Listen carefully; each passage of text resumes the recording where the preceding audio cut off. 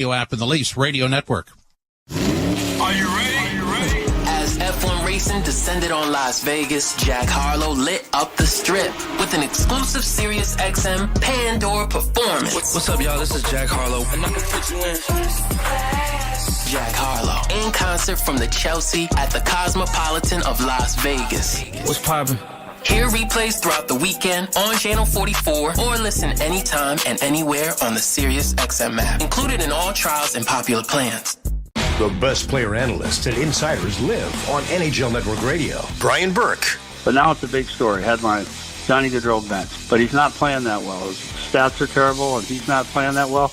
They sat him out. Now, he had the right response. He said, I got to play better. And that's all this is. Same thing here. You're playing poorly, you get benched. Shut up and work harder. Get the latest opinion and analysis you need on the home of hockey, NHL Network Radio, Sirius XM 91, and the Sirius XM app. 24/7 Hockey Talk. My boy Brady Tkachuk fired up, said what he wanted to say. I love when a captain comes out like that and sticks up for his team. Listen, the fans of Ottawa, they paid their hard-earned money to get in there. I guess if they want to boo, they can boo. I love Brady sticking up for his guys. But Brady Tkachuk, good for you. Say how you feel. Plays hard on and off the ice. Cooley, I love that kid. Sirius XM, NHL Network Radio, Sirius XM 91, and on your schedule with the Sirius XM app.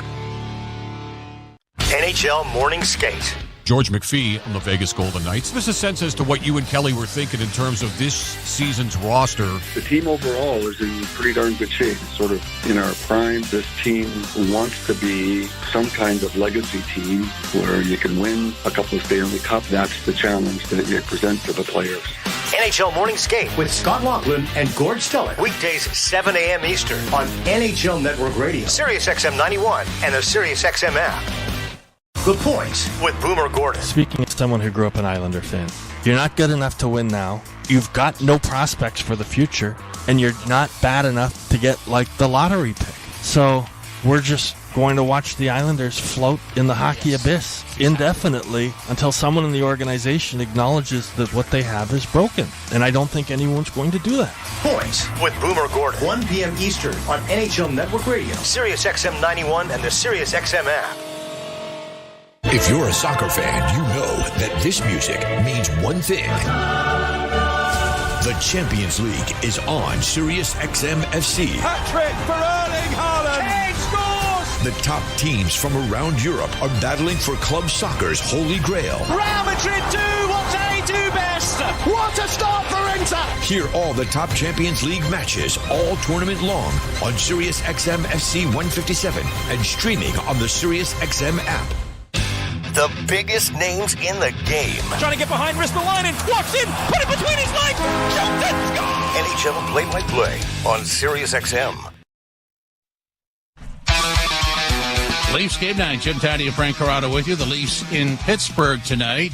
And so, Frankie, see, we went over this earlier in the local half hour, but I'll do it again. Leafs blew the 3-1 lead yesterday in Chicago. It burned them. They blew one in Sweden against Minnesota, but they won in overtime. They had to rally against Detroit. The Vancouver game was good, but they were down 2-1. Against Calgary, they blew a 4-1 lead and had to win it in the shootout. So, I mean, this they don't have an exclusive on this. There are teams that go through this. It seems to me that's happening more than it used to. How do you fix it?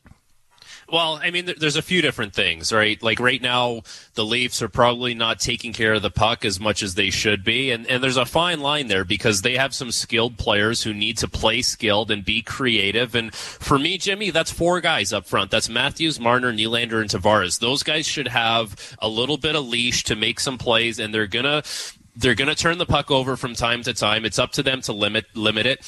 But the other players involved in the offensive group, it should be a fairly straightforward, simple game for those guys. And everyone needs to fall in line behind the best 4 players up front. And then, you know, it's nice to get a save, right? Like Ilya Samsonov, the first goal against Chicago, that puck should never go in the net. After 2 periods, Chicago only had 2 high danger chances. So the Leafs did a really good job of limiting the quality chances for Chicago in that game, but the pucks go in the back of the net. Samsonov still looks a little bit uncomfortable. Things don't look like they're happening easy in front of him, so that's an issue. But it's one of those things where, yes, the Leafs are not the only team in the league that blows a lead right now.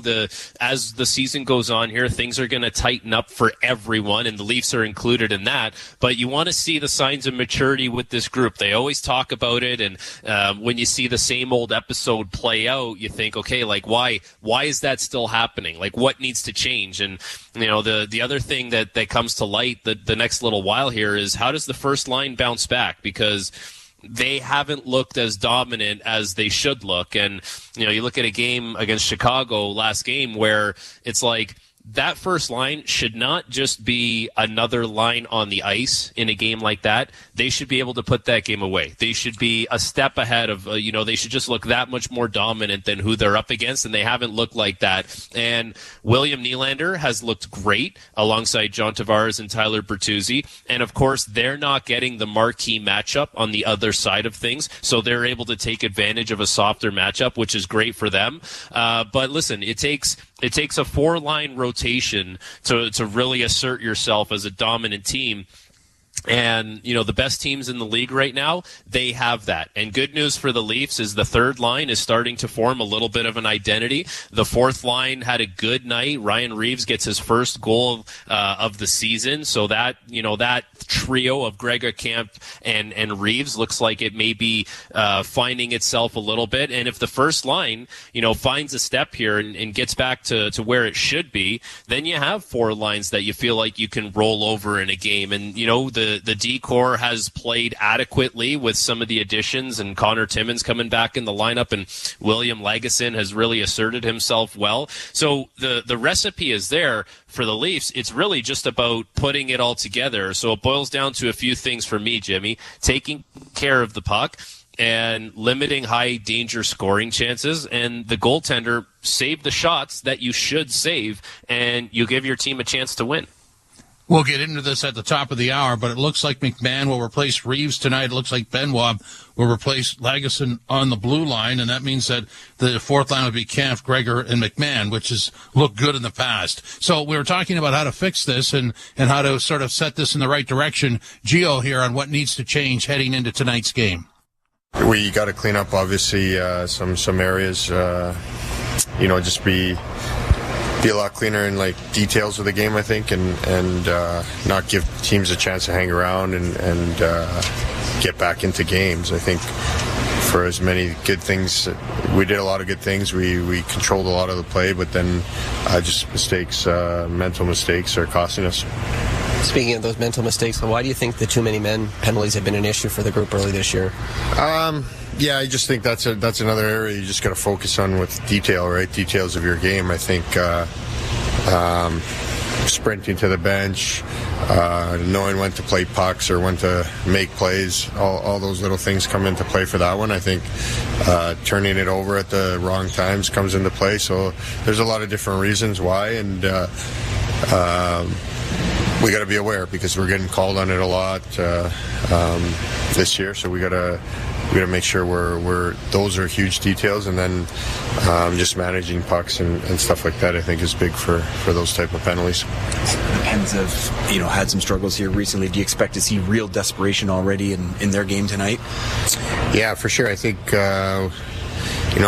know what we're going up against. A real highly skilled team, a lot of veteran guys over there who've been through a lot, so they know what it takes to win, and a lot of desperation. I don't think either team is too happy with the way yesterday went as far as losing the game, so it should be two desperate teams here tonight. It'll be a good game for sure. So what you know about Kyle Dubas, what do you think this one will be like for him?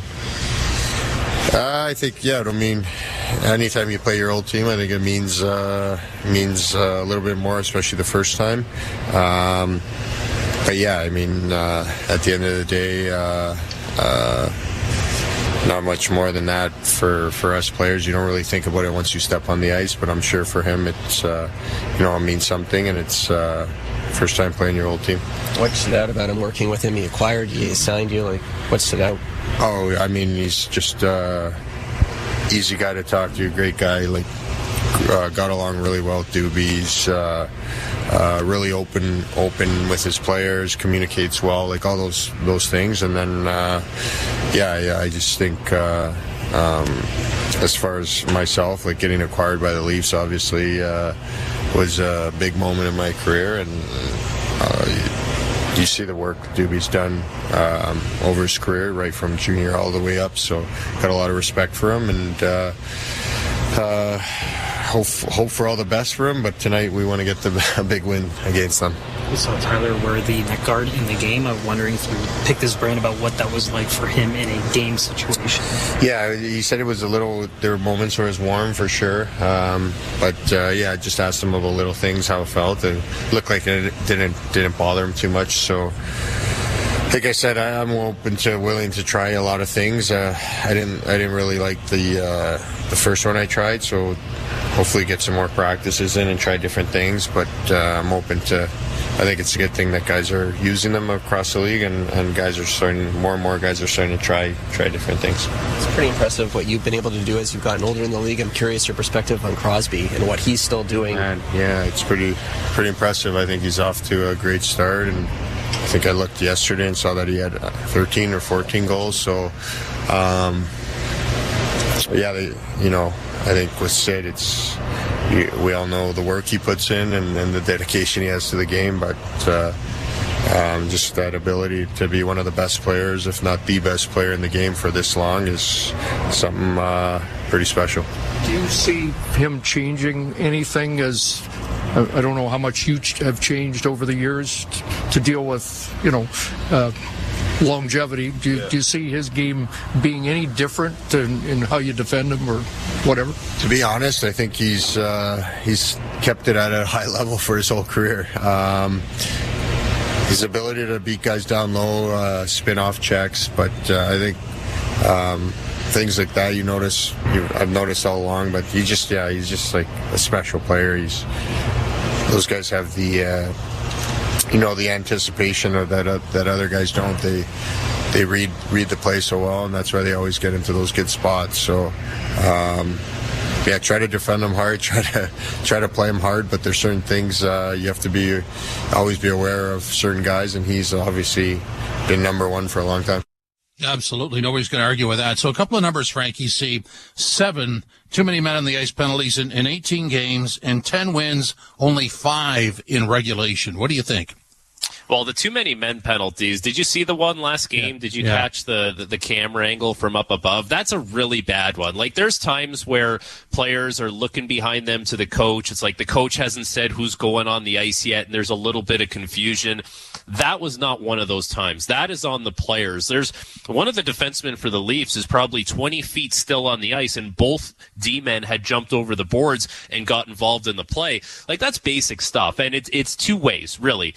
Like, you really have to skate hard getting off the ice. I can't believe we're explaining this right now. This is so elementary. And then the players who are getting on the ice, you can't touch the puck. You have to take a look and make sure you don't touch it if you still have guys on the ice. So that would be really frustrating if you're Sheldon Keefe. And listen, you can look at the other stat both ways. You can give the team credit because they found way to win games in overtime and shootout. And, if they don't win those games, it looks very different in the standings. But yeah, you do want to start winning games in regulation, and you want to start putting things together here. Mark Giordano talks about the details in their game. And, a lot of that is with the puck right now. Like a little too careless with the puck, turning it over. And, when you turn it over, you give teams like Chicago, who's not a very good team, you give them opportunities to get themselves back in a game. And, if you take a look at the standings right now, Pittsburgh Penguins are 5 points out of a playoff spot. They're below 500.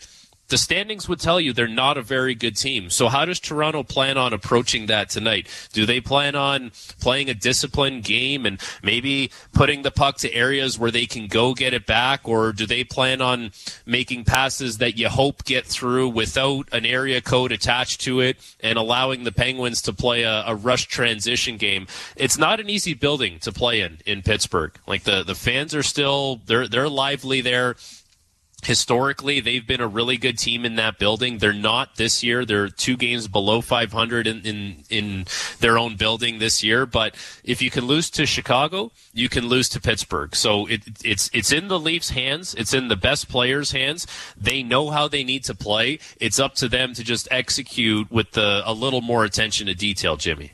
Okay, so having said that, I mean, you would subscribe to this theory. Matthews and Marner, Nyes looks okay, but Matthews and Marner have an odd look, don't they? Well, yes, together they have an odd look. I didn't mind Austin Matthews' game in Chicago, and I thought he played quite well overseas, to be honest with you. Right now, Marner is not at the level that he's been at in the past, and I have no doubt he's going to get there. And we say this all the time. Not every year is going to be a career year for every player. But you take a look at the Leafs and the points. It's like, if you looked at the stat line, you would think Mitch Marner's having a great season. But if Marner doesn't go, sometimes that line doesn't go. And that's not an indictment on Austin Matthews. That's complimentary of how good Mitch Marner can be as a player. So right now, 18 games played for him, only 5 goals, but 20 points, 15 assists. He also had 2 4-point games mixed in there, so that would inflate his numbers a little bit. But Sheldon Keefe relies on Mitch Marner. He relies on Austin Matthews. Both those guys play more than 21 minutes a night. They rely on them to be really good at 5-on-5. They rely on them to get goals on the power play. So, the team, as much as you welcome depth scoring and other players stepping up, and that's all going to be important, especially come playoff time, which is well down the road. The team only goes as far as the best players will take you, and those guys, they have it well within them to elevate their game and find it. It's not something that's going to last a long time here. This first line not playing up to its capability. Both those players are way too good. And it's a tough spot for Matthew Nyes because he's a young player. He's still trying to find his way and learn the league. And you're asking a lot of him. And it would be easier for him if Matthews and Marner were at the top of their game because he could just slide in on that line, be the complementary piece, go hound the puck, go to the net with your stick on the ice, and life is good. But he's in the grind with them. And as soon as they come out the other side, he will right next to them. Yeah, I mean, it sounds like what you're saying is they just have to play their way out of this. You're not going to change anything.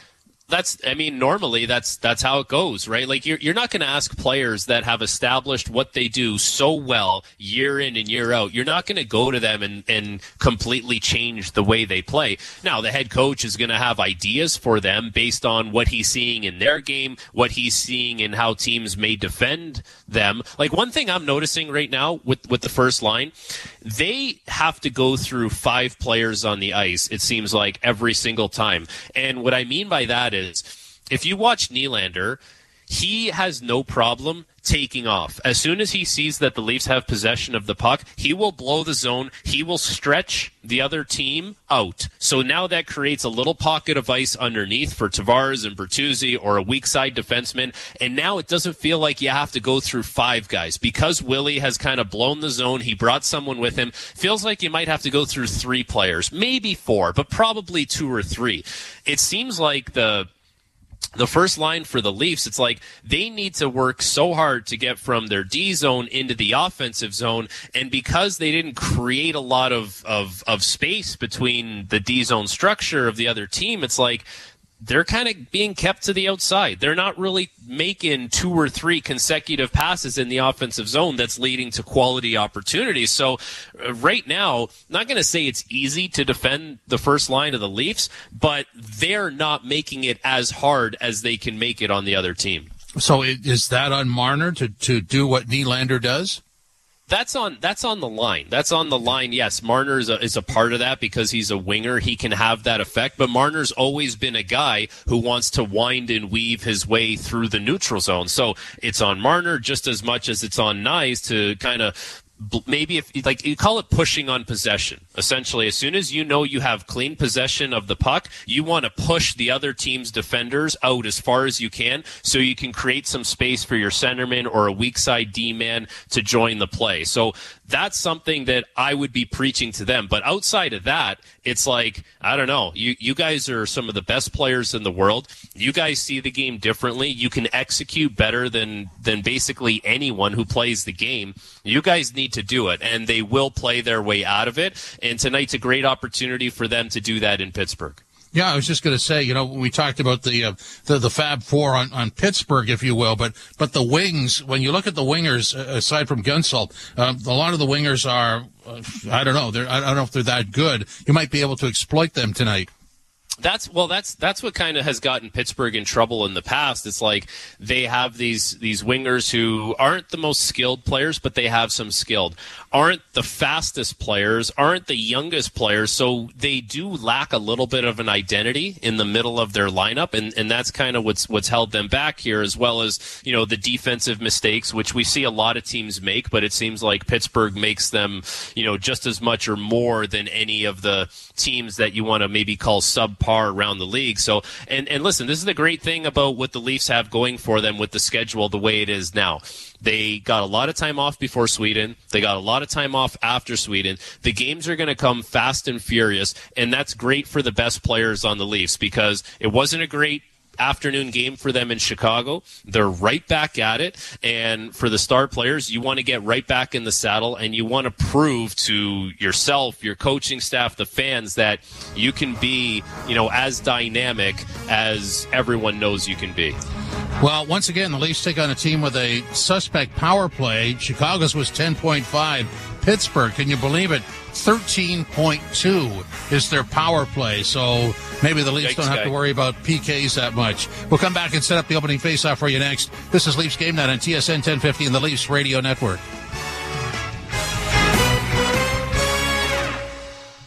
All right, everyone. Step up and down. Left foot, right foot. You're climbing up a trail.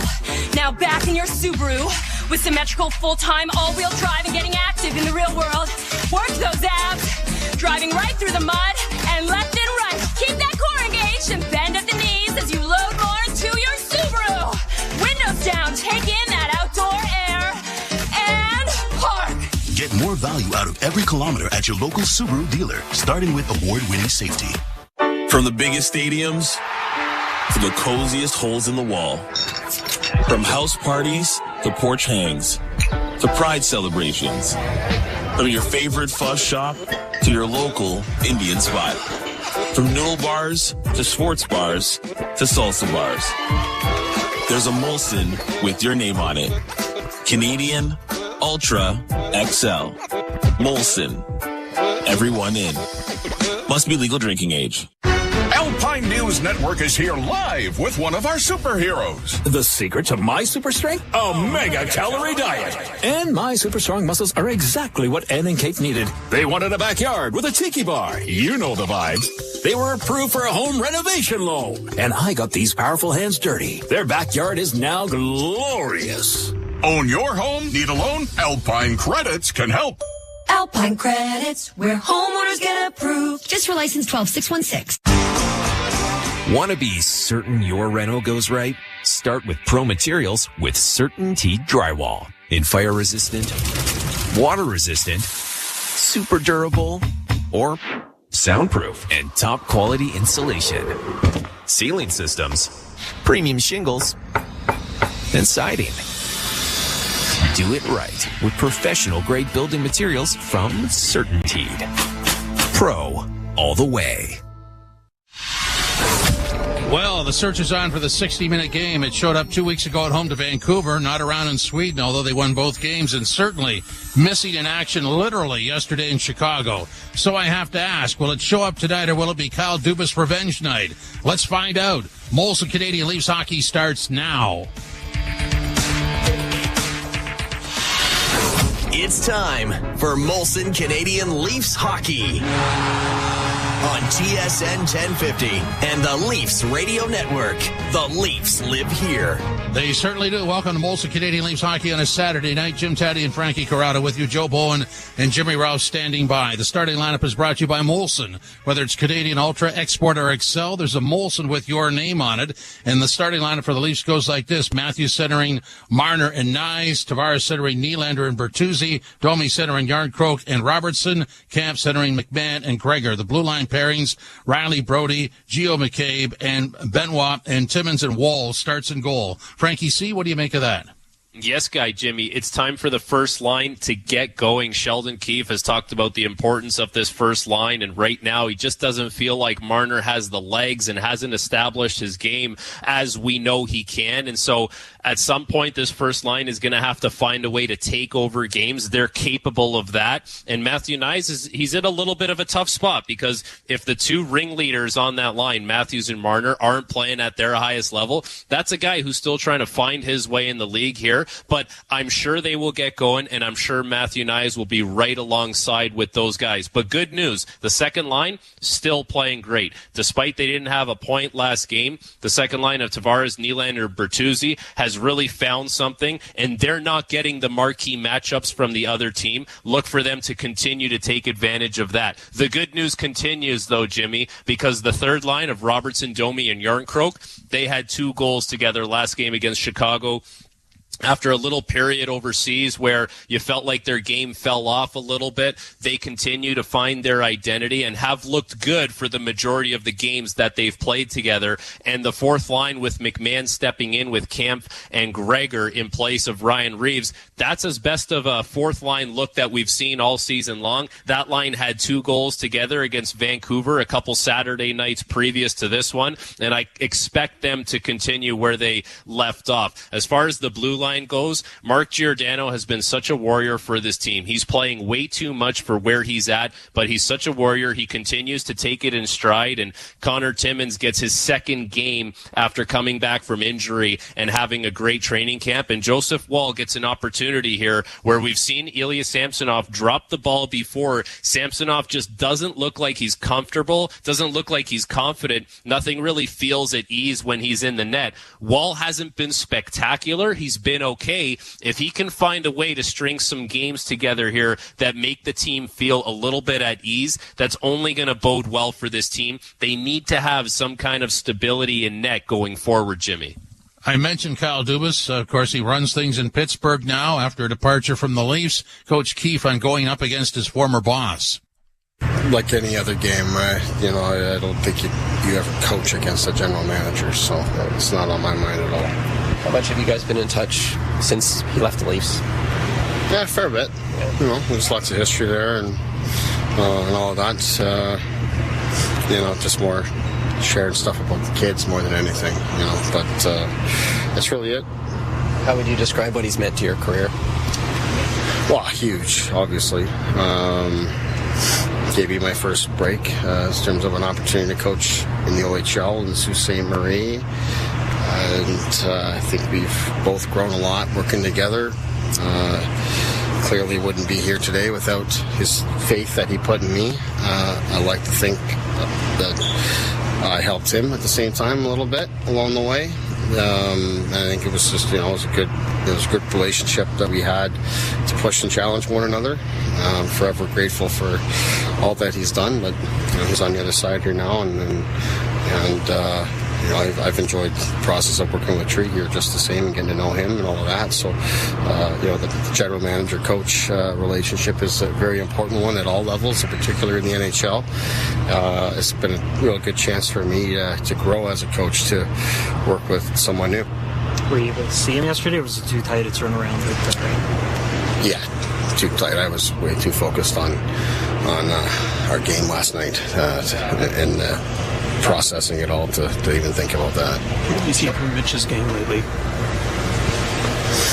Just not executing it at the level that you'd expect from Mitch. At times he's had it. I thought after being challenged after the second period last night, that line and Mitch in particular, had a better third period, showed some positive signs, but no doubt Mitch hasn't found his groove here yet. Any lineup changes with the back-to-back here? Possibly. We get some game time stuff that we'll sort through here through the rest of the day, and make a decision during warm-up. The Penguins probably aren't in a great mood either, coming off last night. What sort of challenge do you see on the other side against them tonight?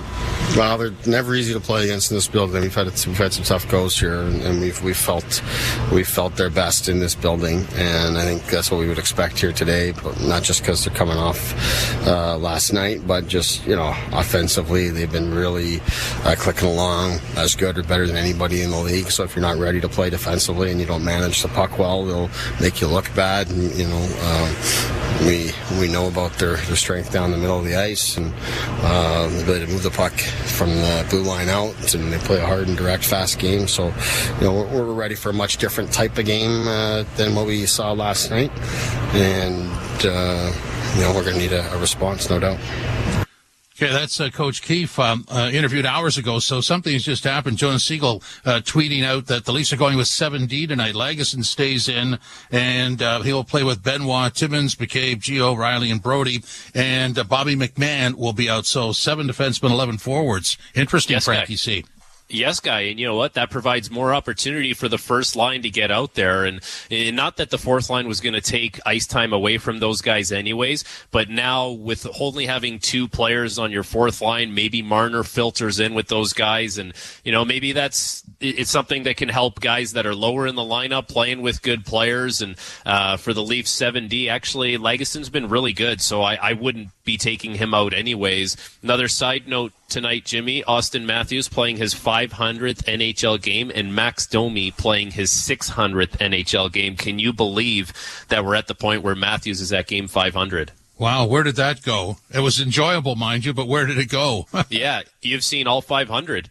That's right. like think about that. I was there for game 1 where he had 4 goals, and I mean he's won a Hart Trophy, he's won the Rocket, he's one of the best players in the game, and he's going head to head against a guy in Sidney Crosby who a lot of people will consider one of the best players in the game when all is said and done. And I think it's a great matchup for him. Like, one of the things Crosby doesn't get enough credit for in my eyes is how aware and strong he is on the defensive side of the puck. Like, this is a guy who's won 3 Stanley Cups and obviously played a massive role in all 3 of those, and there's nothing Crosby hasn't seen in this league and nothing he hasn't conquered. So it's anytime a player like Matthews, who is looking to take his team to levels that Crosby has taken the Pittsburgh Penguins, anytime you get an opportunity to go head to head against a guy like that, I think it's great. Game 5, game 50, or game 500. So the Leafs have confirmed they're going with 7 and 11, as Jonas Siegel reported. Not that I doubted Jonas, but it's good to have backup on that particular issue. I kind of like 7 and 11. I didn't before, but I do now.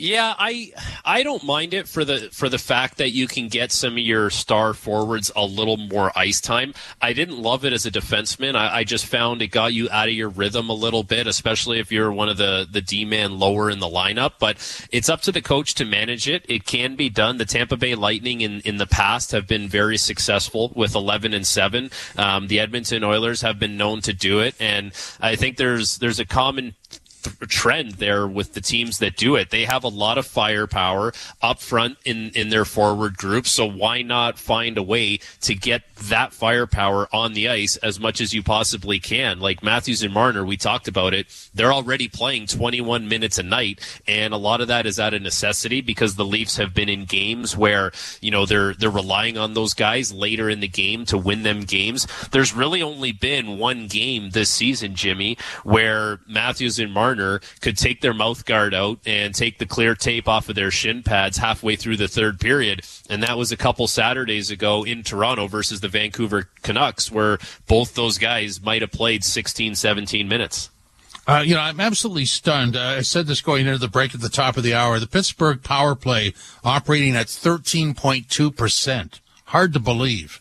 It is hard to believe, and that was the big selling feature of bringing Erik Karlsson over, was you were going to have a power play with Karlsson, Letang, Crosby, Malkin, Gensel, and who was going to be able to stop that power play unit. So for whatever reason, and we'll get a closer look at it tonight, I'm sure the Leafs will take another too many men penalty, and Sheldon Keefe is going to blow a lid on the bench if that happens. But we'll get a look at the Penguins' power play and see what's wrong with it. It's been something that's been such a strength for their team in the past, and maybe it's one of those things where there's just not enough puck to go around for all those skilled players, and that's something that can happen. But there's really no legitimate excuses for a team with that many skilled players to have a poor power play. Their penalty kill's pretty good, 85%. The Leaf power play. They're very aggressive. That's something, actually, Jimmy, a little homework for you here. When the Leafs go on the power play, watch how aggressive the Penguins are up top and on the half walls. It's quite unique what the Penguins do. They are so aggressive on the half wall players that they'll give you the opportunity down low. The problem is, it's too aggressive up top. You can't make the passes down low. So that'll be interesting. Watch out for that tonight. The opening face-off is next with Joe Bowen and Jim Ralph. This is Molson Canadian Leafs Hockey on TSN 1050 and the Leafs Radio Network. The push for the fantasy football playoffs is on Fantasy Sports Radio. Wow! Unbelievable! Don't make the wrong roster move. Don't start the wrong player. Don't make the mistake that will cost you a win. Sam Laporta has been consistently good. Touchdown, Detroit Lions! Sam Laporta! Whether you're jockeying for playoff positioning or need a win to secure your spot,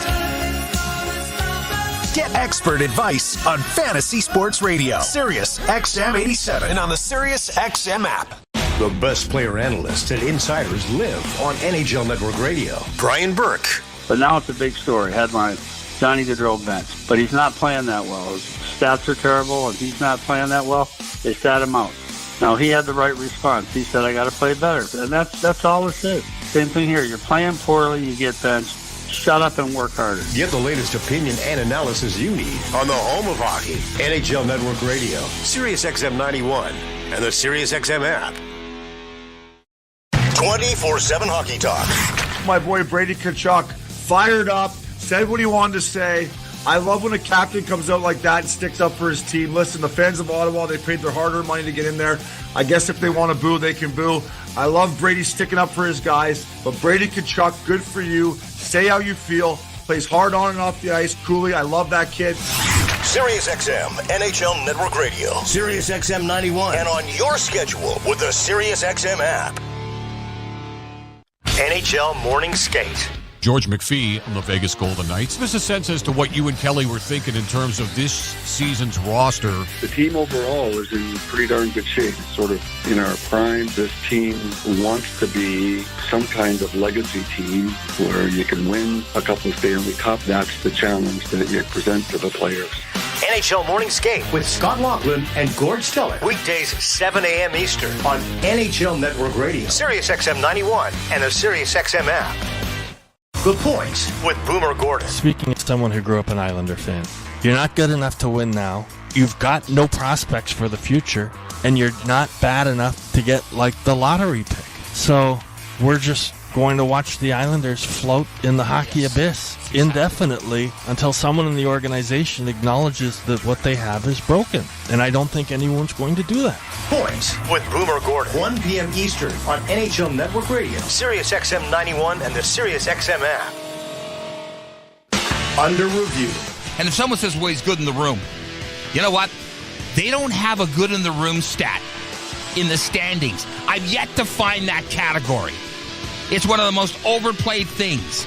They better be good in the room. That's the least you better bring when you join a National Hockey League team. Under review with Mick Kern, 11 a.m. Eastern on NHL Network Radio, Sirius XM 91, and the Sirius XM app.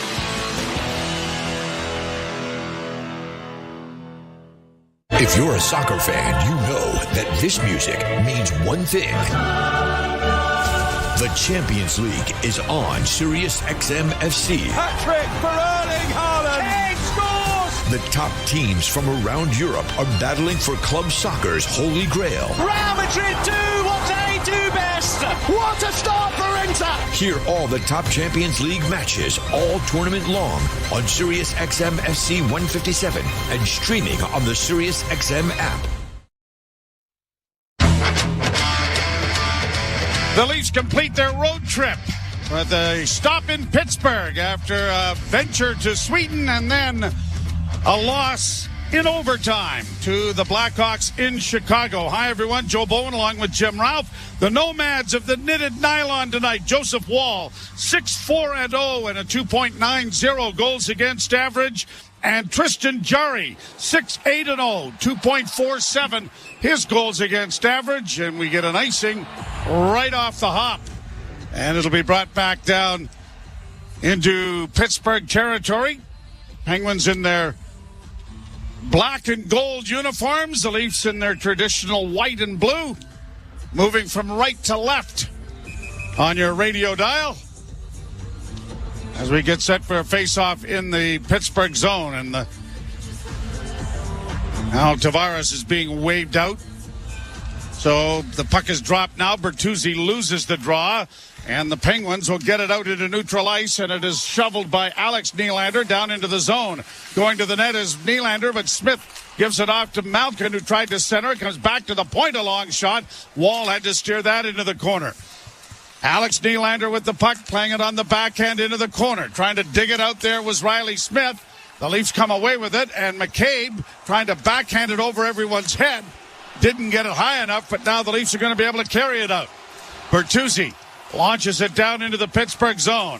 Willie Nylander after the loose puck. Fifth time that the Nylander brothers have faced each other in a National Hockey League contest. And they're 2-2. Morgan Riley.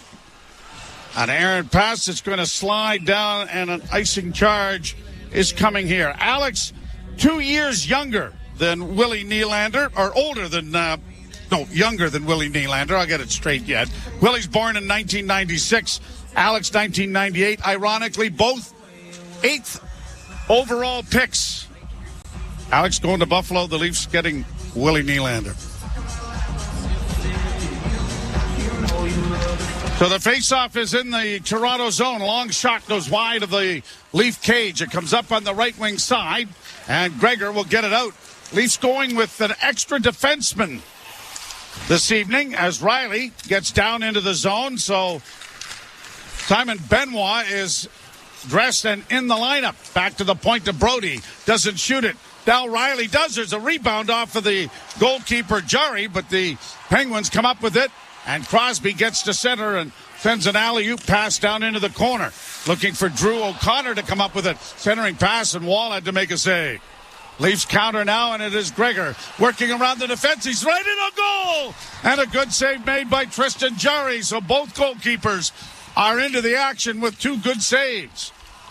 Marner working in with a shot, and that's high and wide. Rebound near side, Lagesson. Back of the net for Marner. Centered in front for Matthews, and he punched it wide of the goal. Penguins get it out into the center ice area. I don't know which teams had the better start. Played to the left wing side. Brought out now by Ryan Shea, who got it to the line. Brought in on the far side with a shot. Down his Wall, smothering the puck after it hit him in the chest.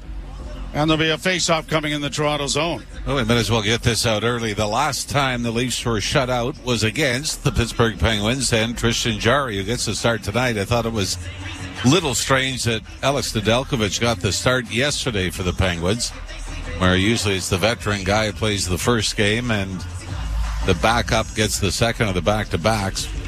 So you can start with the conspiracy theories as to why Pittsburgh would think that the general manager would have had a handle in that? Are you making that suggestion, Mr. Rowe? I think you just did. I did. Back to the point it goes, and here the Penguins getting ready for the shot from Karlsson and went wide.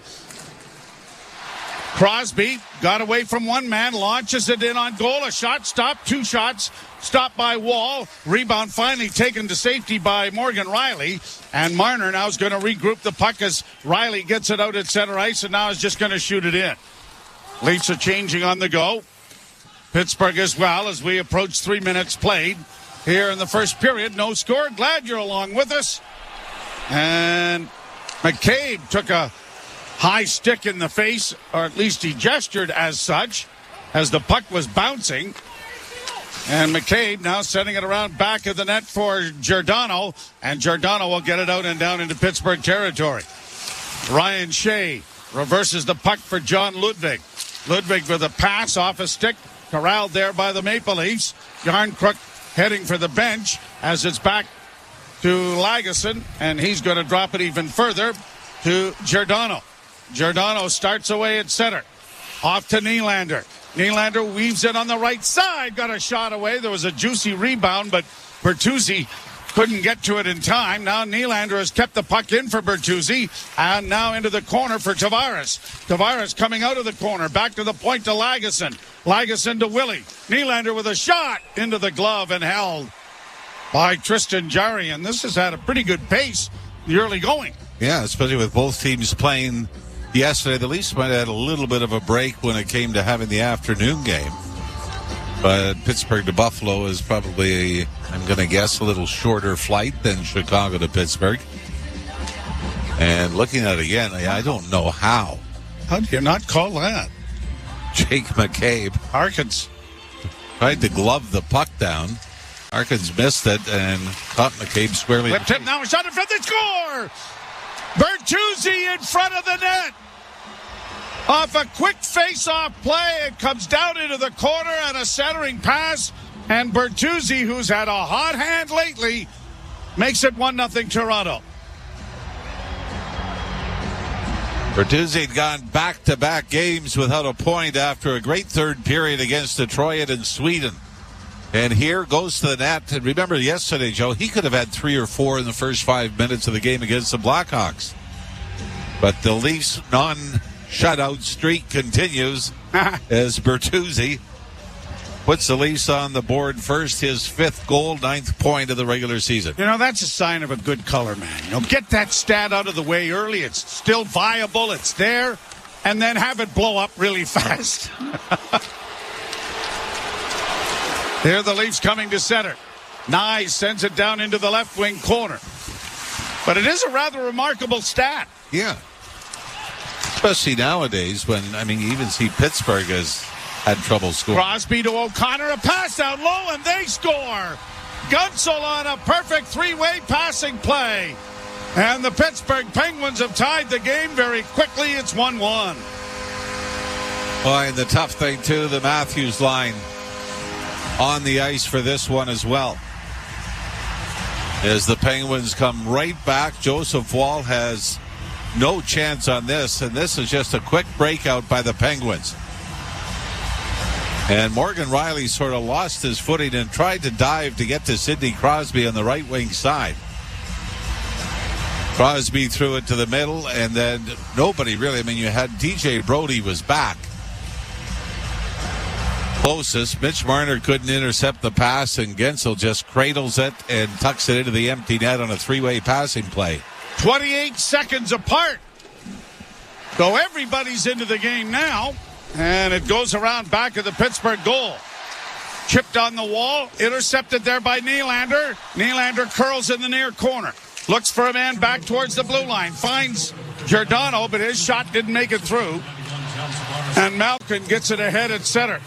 Nylander, Alex, centering pass as Carlson had jumped into the rush. And that won't be the last time I say that. Willie Nylander has the puck taken away from him and is played back out at center ice. And the Penguins will organize. Now here's Penguins in over the line, but a bad pass made by Zohorna, and the Leafs counter now with Nylander in across the line, and Robertson at least trying to get in, but it was knocked away and back at center ice. Connor Timmins trying to get it freed up. Into the corner goes Lars Eller. Too well covered there, but now gobbled up by Eller again. He goes to the far corner. Eller swings it in front of the net, and it went off his stick and went wide. Robertson with a 9-iron attempt at chipping the puck out. Didn't make contact. Centering pass. Back to the point. Shot from Shea. Knocked away. Puck in front of the goal. It's just knocked wide of the net. In front of the net was Harkins. Boy, this has had a breakneck pace to it. And as you mentioned, both teams playing yesterday. They better shut Here's up. Here's a turnover here by Bertuzzi almost. Sorry, Jim. I said I better shut up because both goals have come out of nowhere. Here's a shot stopped by Joseph Wall on the short side. Lagesson playing it up on the boards, and now here's Tavares coming through center, dropping it off for Nylander. Nylander to the point, working in on the far side and not getting a shot away was Brody. Now Bertuzzi sends it in front. Nylander on his backhand, won't try it. Tried to center, it went right by Tavares. Brody back to Willie. Nylander holds still with the puck. Now sends it in on goal, and Bertuzzi couldn't get a deflection to go towards the net. Launched down into the Toronto end. 2 goals coming 28 seconds apart. So we've already had 15 shots in the game, Joe. 8-7 Toronto. Matthews in on the right side. Chipped into the corner. Matthews around back of the net. Couldn't come up with it. Matthews into his 500th NHL game, and a shot by Marner. Deflected wide of the net by Tristan Jarry. Out come the Penguins to center. And they have it turned over, and Nyes drops for Matthews. Matthews saucers it high into the far corner. Marner unable to reach it. Penguins get it back out at center. Crosby in over the line. Pulls up with a pass back into the slot. Another feed to the far side. And now the Leafs may have some numbers working their way. Nyes up on the right side. A shot by Gregor. Rebound, scores! Nyes after Yarncrook got the shot away. Nyes with the rebound. It looked like Carlson got trapped up at the other end of the rink. It's 2-1 Toronto. 7:48 into the first period. The Leafs score their second goal on their 12th shot as 2 Penguins collide in the Leafs zone. And the Leafs took off on a 4-on-2 back the other way, and it was Matthew Nyes on a rebound. And I think for Yarncroc, Joe, this is deliberate. It's that low, hard shot, blocker side. Coming off the right wing, goes off the right pad of Jarry and right out onto the stick of Matthew Nyes, who makes it 2-1 Toronto. So Bertuzzi with his 5th of the season, and Nyes with his 6th of the year. And the Maple Leafs have a 2-1 lead in a very high-tempo first period. Now we've had 18 shots combined as Jarry will smother a rolling puck to the side of the net. It is a 2-1 Toronto advantage, and you're listening to Molson Leaf Hockey on TSN 1050 and the Maple Leafs Radio Network. Love meatballs? They are among the greatest to ever play their sports. A game-winning home run by Derek Jeter. They are legends and icons. The Lakers take the lead on Magic Johnson's running skyhook. And you can hear them right now on the Sirius XM app. We got Magic Johnson here. Everybody got all these shows. They've been hounding me. I said, I'm only doing one, and that's Eddie Johnson. Anytime you guys need me, I'm here. The legendary Derek Jeter. Welcome to Black Diamond. Thanks for having me. I've been waiting for the invitation. And for access to the game's greats, rely on the leader in sports audio. Sirius XM and the Sirius XM app. The best player analysts and insiders live on NHL Network Radio. Brian Burke. But now it's a big story. Headline, Johnny Gaudreau bench. But he's not playing that well. His stats are terrible, and he's not playing that well. They sat him out. Now, he had the right response. He said, I got to play better. And that's all it is. Same thing here. You're playing poorly, you get benched.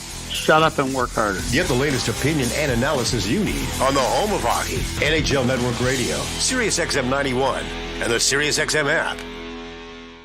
If you're a soccer fan, you know that this music means one thing. The Champions League is on Sirius XM FC. Hat-trick for Erling Haaland. Kane scores! The top teams from around Europe are battling for club soccer's holy grail. Real Madrid do what they do best. What a start for Inter. Hear all the top Champions League matches all tournament long on Sirius XM FC 157 and streaming on the Sirius XM app. The biggest names in the game. Trying to get behind Ristolainen. Walks in. Put it between his legs. Shoots it. Score! NHL play-by-play on Sirius XM. Face-off coming, brought to you by Alpine Credits. Do you own your own home and need a loan? Alpine Credits can help. Get approved at alpinecredits.ca. 2-1 the Leafs with a lead here in the second period, or the first period, but already 18 shots between the two teams, and we haven't reached the midway point of the frame. Bouncing. Who's tired? Bouncing puck in the corner is now leveled out and sent down to the Leaf blue line. McCabe turns there. Pass quickly set ahead for Nylander. He's coming through neutral ice and in on his backhand. Goes to the corner. Now curls. Sends it in front of the net. Oh, and a chance for Bertuzzi. And he swiped at it but didn't make real good contact and it went harmlessly wide. Centering pass again. Bounces past Connor Timmins and will go all the way down into the Leaf end. Leaf scratches tonight. Reeves and Bobby McMahon going with 7D. So somebody will be getting the extra shift on that fourth line as Malkin brings it in. His shot deflects high into the near corner. In along the boards, grabbed off by the Maple Leafs, fed ahead for Marner. He couldn't come up with it. Neither could Matthews. And offside is being called at the blue line. And before we go any further, how about a great big happy birthday yesterday to a real good friend of ours, Eddie Johnston, who has his fingerprints all over the Pittsburgh Penguin franchise. Yeah, it was a big part of drafting Mario Lemieux, and of course before that, did play goal for the Toronto Maple Leafs for a stint as well in the 70s, but EJ and Jerry Cheevers, part of a very successful tandem in goal for the Boston Bruins during their 2 Stanley Cups in the 70s. Played along the boards and chipped out to the line, but not out. Carlson keeps it in with a shot that is deflecting and going up into the screen and out of play. Pittsburgh actually carried a 2-0 lead into the third period in Buffalo last night. It lost 3-2 in regulation. The Penguins went from a 5-game winning streak and now have won just 1 of their last 5. And during that stretch, Bonzi has scored just 9 goals in the 5 games coming in. So the face-off is 10:35 into the period, or left in the period, to the right of goaltender Joseph Woll. And young Matthew Nyes just keeps rolling along very nicely. Chip in here and there. Now, face-off win by Pittsburgh, but Malkin couldn't get the puck through. Muscled by Gregor to the blue line, but he can't get it out of the zone. Oh, David Camp, just does kick it out. That was a struggle. That looked like it was a goal line stand right at the Toronto blue line. Penguins break it in on the right side. Alex Nylander pulls up, sends it around back of the net. Grabbed off by Camp. Camp got it to the line, but not out. Fed off onto the left wing side. Riley Smith back to the point. Long shot. Deflects to the far boards. Malkin getting it back to the blue line again. Fed back of the goal. Riley Smith tries to center and went right through the blue paint. Malkin is knocked down, and the Leafs get the puck to the blue line, but not out. Now Malkin coming off the wing. Had a shot blocked by the blocker of Wall. Maybe his best save. I think the Wall, even though he's given up a goal already in this game, Joe, he seems to be back to his top shelf shape. Scramble around in front of the Leaf net. Domi finally gets it free and gets it out into the center ice area. Penguins backpedal into their zone. Ryan Shea ran into a traffic jam, played it into the near corner. And turning up ice is Ludwig to get it to the line and out. Leafs play it right back in again, but a whistle. Hand pass, I believe, being called. The referees tonight, Brian Puckmara and Kelly Sutherland. Scott Cherry and Derek Nansen are the linesmen. And Malkin being taken down by Giordano in the crowd, hollering for a penalty. 2-1 Toronto. You're listening to Molson Leaf Hockey on TSN 1050 and the Maple Leafs Radio Network. Alpine News Network is here live with one of our superheroes. I run at sonic speeds, but I'm not as quick as the fastest computer. And that's exactly what Sam needed. She runs an IT firm and needed an upgrade. Within 24 hours, she was approved for a business loan. After, I stuck around to play some online games. My legs might be fast, but my thumbs, even faster. Own your home? Need a loan? Alpine Credits can help. Alpine Credits, where homeowners get approved. Just for license 12616. Let's get jerseys. Let's get jerseys. Right now, become a Tangerine client with a savings account, and you could get a free Raptors jersey. We want jerseys. Finally, a savings account worth cheering for. Jerseys! Jerseys! Find out how to score a jersey at tangerine.ca/Raptors. Tangerine. That's forward banking. Available to new clients who open and fund an eligible account while supplies last. Conditions apply. Want to be certain your reno goes right? Start with Pro Materials with CertainTeed Drywall. In fire resistant, water resistant, super durable, or soundproof and top quality insulation. Ceiling systems, premium shingles, and siding. Do it right with professional grade building materials from CertainTeed. Pro all the way. Joe Bowen along with Jim Ralph, Jim Taddy and Frankie Corrado along with our intermissions, Owen Hall and Matthew Cardadero running the operation. Well, first look at Sidney Crosby this season. You know, he's actually on pace for a 50-goal season, which will only be his second of his career if he can maintain it. Boy, he's been hot, though, hasn't he? And an 11-game point streak. Leafs turn the puck over in the offensive zone, send a shot towards the net. It goes into the corner off a body. And now the Penguins break it out at center ice and push it down into the Leaf zone with Matt Nieto in pursuit. Morgan Riley, who draws an assist on the opening goal. Trying to play it up the boards, but it goes around back of the net. Carter tried to get it back to the point. The Leafs break it out at center with Tavares. Long backhand into the near corner. In goes Bertuzzi after it. Takes down Letang. Puck along the boards. Letang looking for a penalty that was not forthcoming. Leafs centering pass comes back to the blue line. A long shot from the far side is deflected wide of the Pittsburgh net. Al Benoit sends it into the corner. Penguins just playing it off the glass. And Benoit shows that he might be a pretty good volleyball player. Got a little elevation going there. Got the paw on it, but he deflected it over the glass and out of play. I think I'd take him as a volleyball player over a center fielder.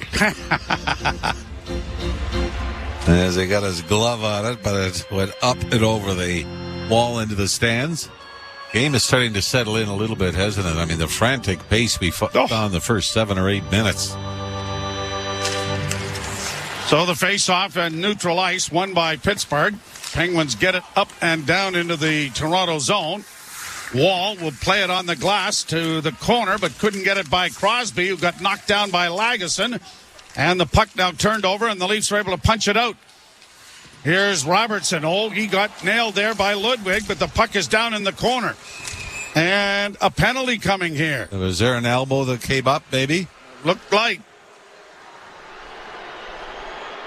And, yeah, I think Ludwig is going to the box. The Penguins don't seem to be enamored with this call.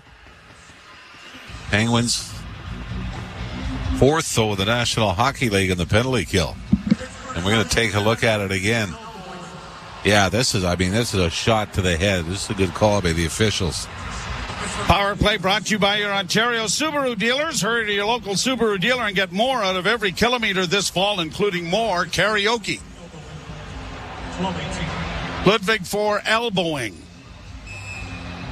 12-18, the time of the penalty. Pardon me, 9th in the league, not 6th for the Pittsburgh Penguins. But they've killed off 24 of 26 in their last 9 games. Tavares taking the draw, scrummed it. It bounces towards the net, grabbed off there by Nieto, and he sends it down the ice for Pittsburgh. 7.5 minutes to go in the period. This is where you like to see Marner and Matthews start to click again. Riley to Matthews along the boards for Tavares, but they can't get control of the puck, and it's shot down the ice by the Pittsburgh defenders. Morgan Riley starts out from behind his own goal. Fed it up on the wing. Nylander drops. Marner coming through neutral ice with Matthews. Flipped it back for Nylander, but it hit the stick of Noel Achari, the former Leaf, and put the play offside.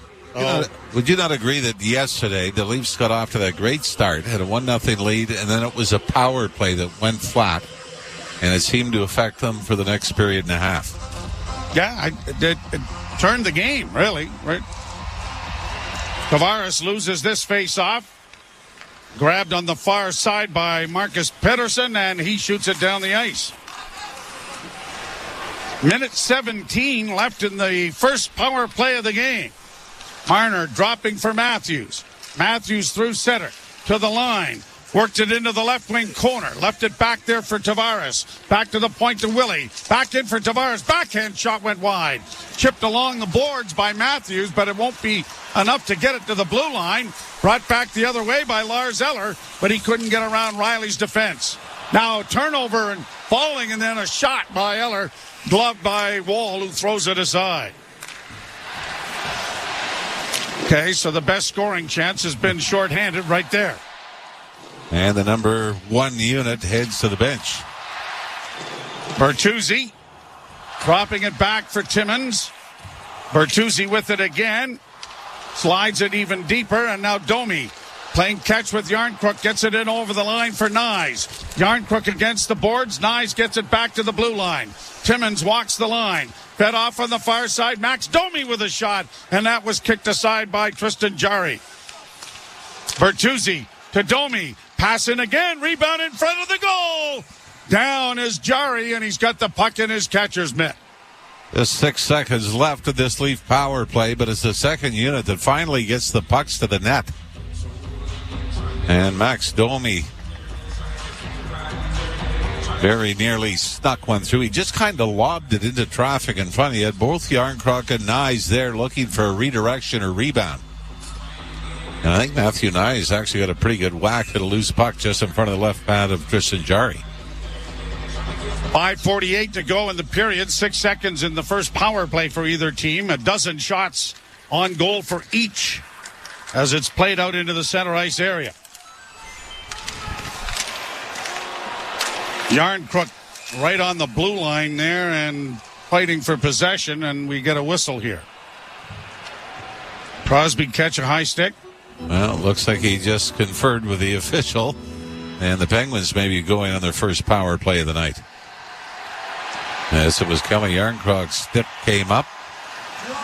Oh, wow. The head snap, I think, was well before the stick came up, but Leafs are going to pay for it. You're listening to Molson Leaf Hockey on TSN 1050 and the Maple Leafs Radio Network.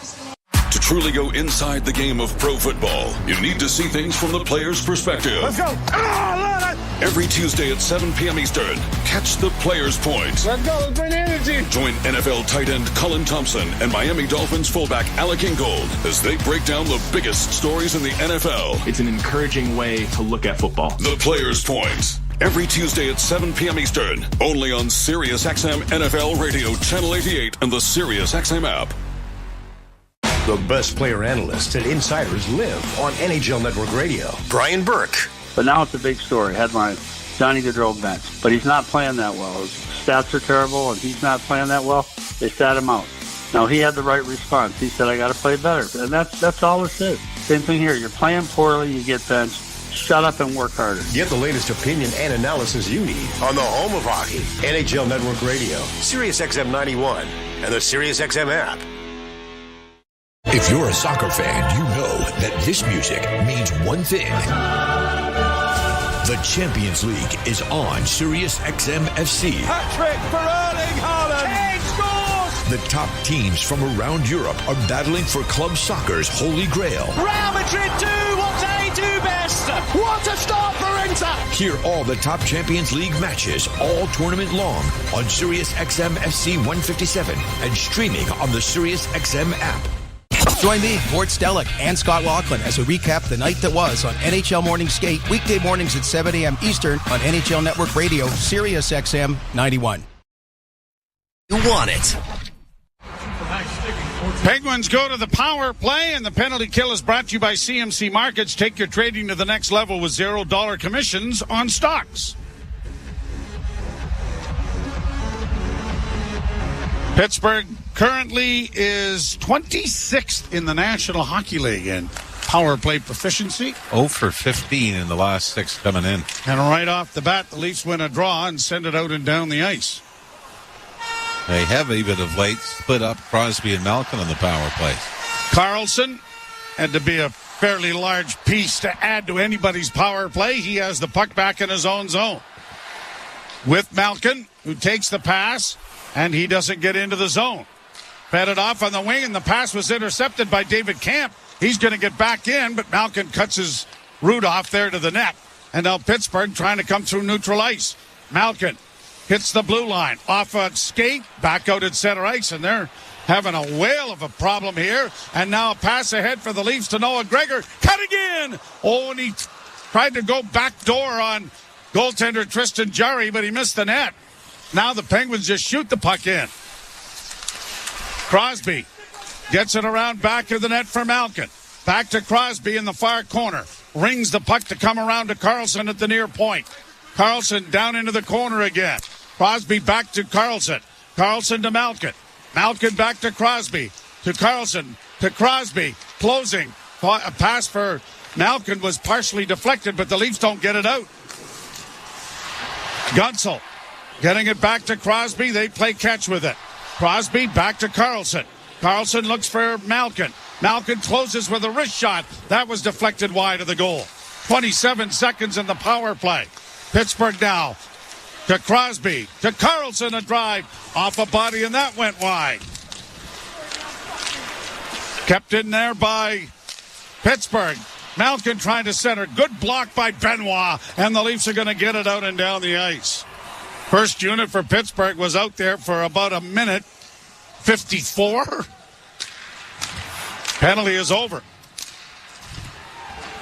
Boy, they couldn't get it into the Toronto zone for about 3/4 of a minute.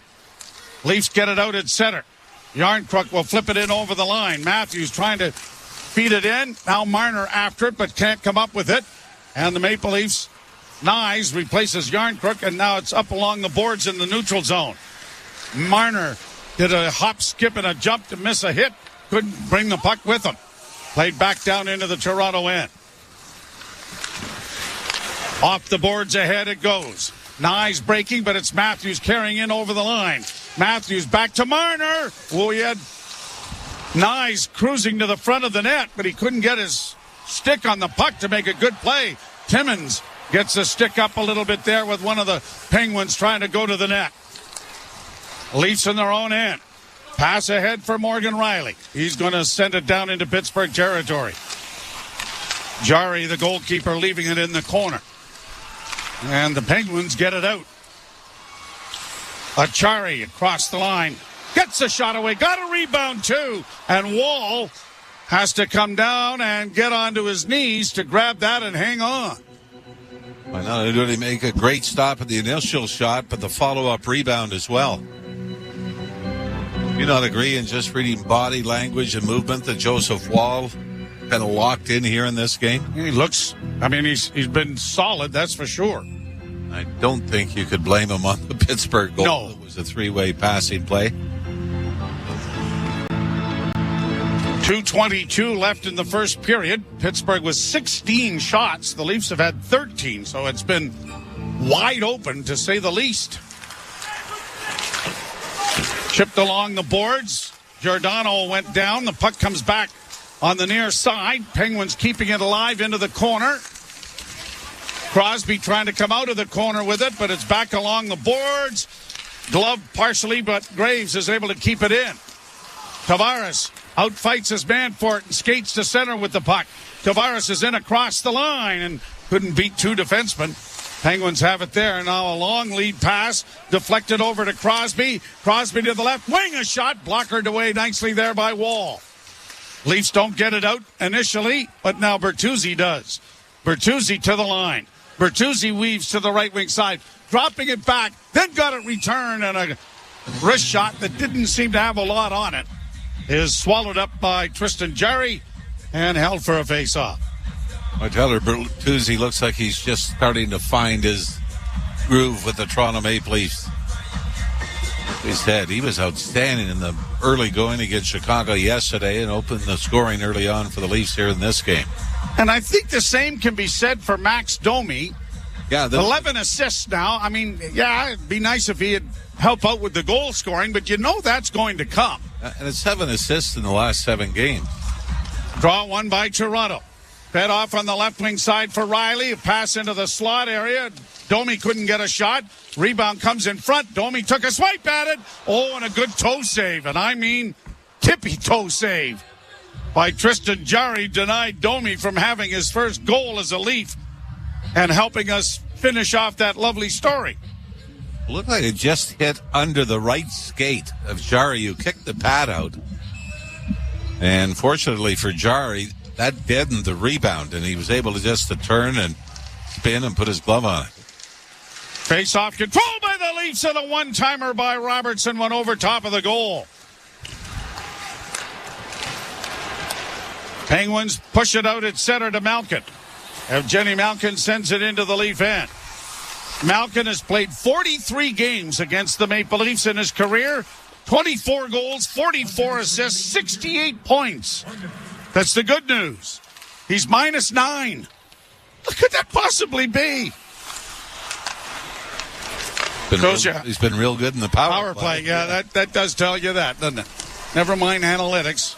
Ralphie has figured it out all on our own here, thanks. Passed up on the wing for Matthews. Matthews works the right wing side, tried to make a pass, came back to him, holds, works back towards the blue line. One of the Penguins had a pretty good handful of his jersey there, but holding was not called. Matthews unable to keep it in. It comes to center before Benoit chips it back in on a delay. Now the Penguins to the blue line and in. Tight call at the line there that might be looked at if things go awry. Back to the point, a long shot is blocked, and it's poked out at center ice. That one off of Mitch Marner. Letang, just 3 seconds left in the period. And it'll be Ryan Graves stretching things out to bring an end to period number 1. Bertuzzi and Nyes, the goal scorers for the Maple Leafs. Gunsel for Pittsburgh, 2-1 Toronto. Probably as far as great scoring chances go, the teams were pretty even in the opening period. And like we said, Joseph Wall made some outstanding stops. And even one, Joe, late in the period, made the blocker save, but never even butterflied. He was out square and set and moved about 2 inches to make the stop. And I think even though you like how the Leafs have come out with some jump, you like it even more that their goaltender gave them the opportunity to take a lead into the dressing room. Jim Taddy and Frankie Corrado to analyze what we have just brought to your attention. You're listening to Molson Leaf Hockey on TSN 1050 and the Maple Leafs Radio Network.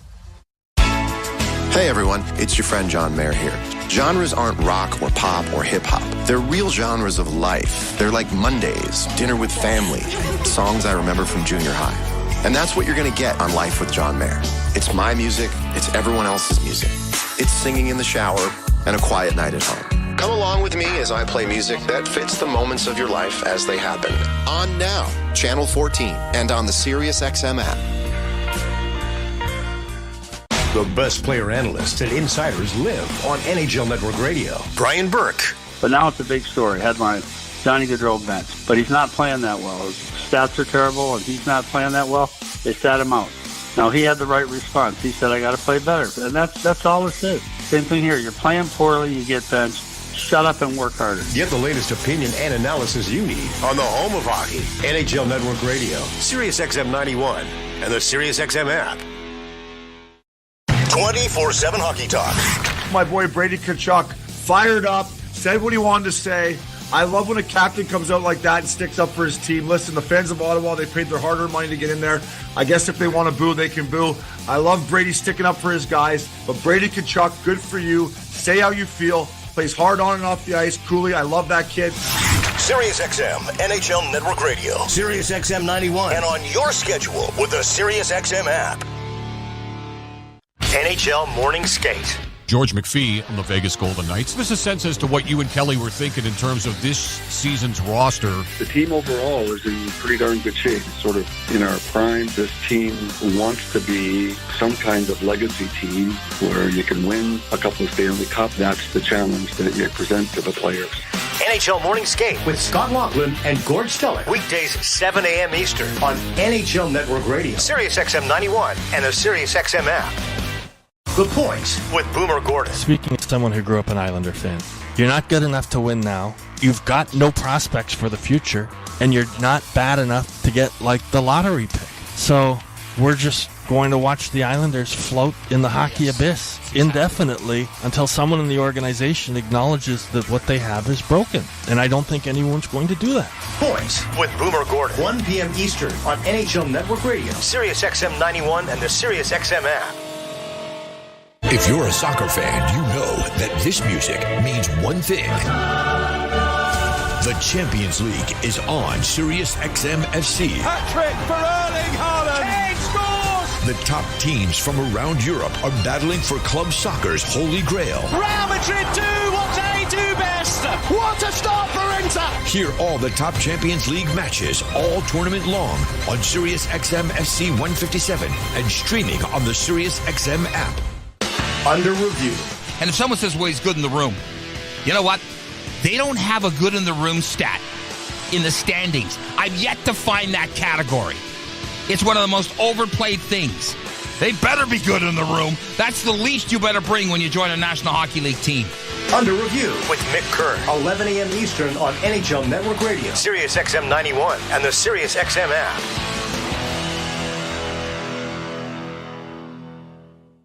Join me, Gord Stellick, and Scott Laughlin as we recap the night that was on NHL Morning Skate, weekday mornings at 7 a.m. Eastern on NHL Network Radio, Sirius XM 91.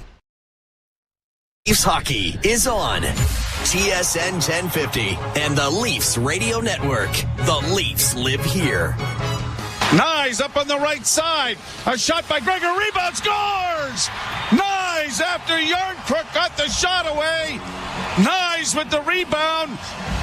It looked like Karlsson got trapped up at the other end of the rink. It's 2-1 Toronto.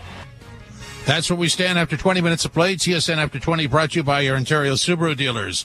Hurry to your local Subaru dealer. Get more out of every kilometer this fall, including more karaoke. Jim Taddy and Frankie Corrado with you. First of all, Frankie, that shot by Yarncrook, the shot pass off the goalie's pad, marvelous. If I was a player, I'd do that every time. Yes, Guy, 100% intentional by Kalle Järnkrok, and something that we practice all the time, the pass-off pad. And, you know, we always talk about playing with a purpose, but it's nice to see examples of what that exactly looks like. So when that rush is happening, I'm watching the Leafs have some players joining the rush, and in a split second, I'm thinking, okay, is Järnkrok going to try and get fancy with this and maybe pull a drop pass, and that puck has a chance of getting turned over, and that's something the Leafs have been really guilty of doing recently.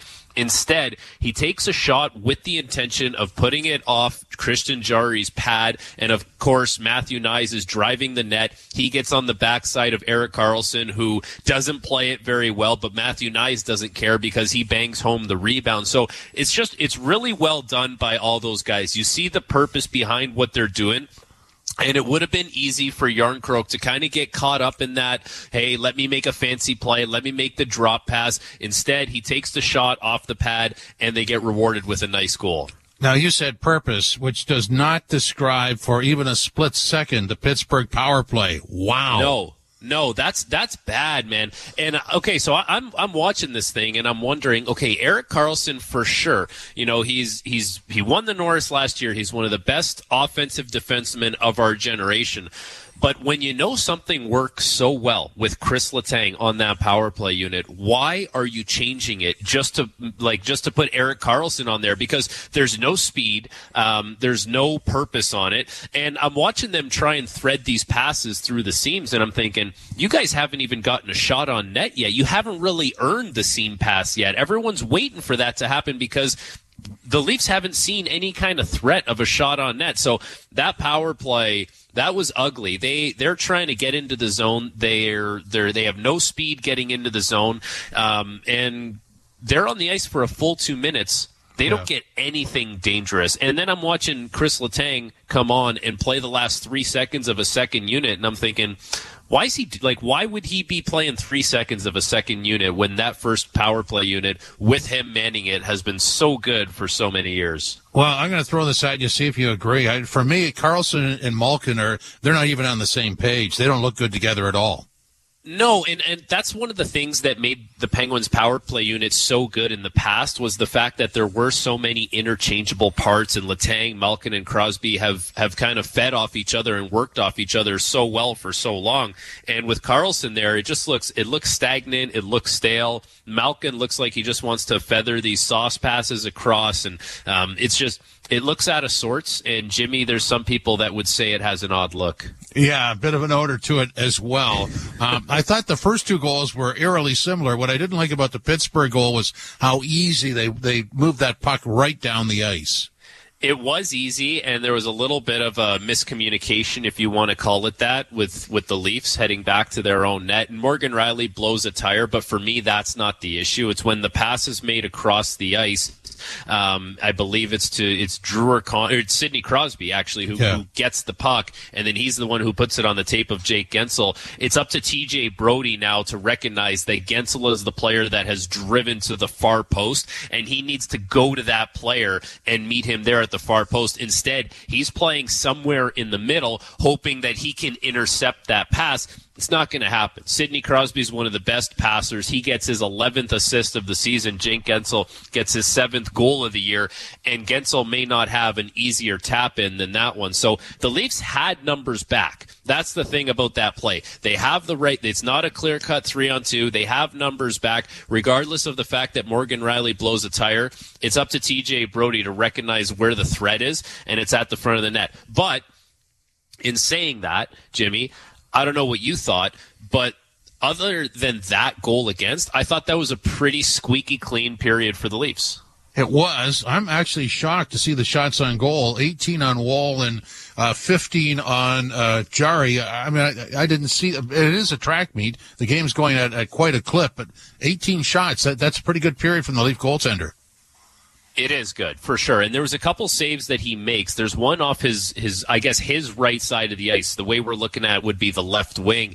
And I'm thinking, I just saw that shot go in on Samsonov. So good for Joseph Wall for making that save. It was the same kind of area on the ice, same location on the net. Joseph Wall makes that save. There was a couple times in tight. I believe Gensel had another opportunity in tight where Wall kind of stood his ground. And so you can still see, like, when Wall is on his game, there's that calm demeanor that he has in the net, and we see that tonight. And Jimmy, you mentioned Pittsburgh has 18 shots on net. 7 of those were from the slot. 4 of those were high danger scoring chances. So really?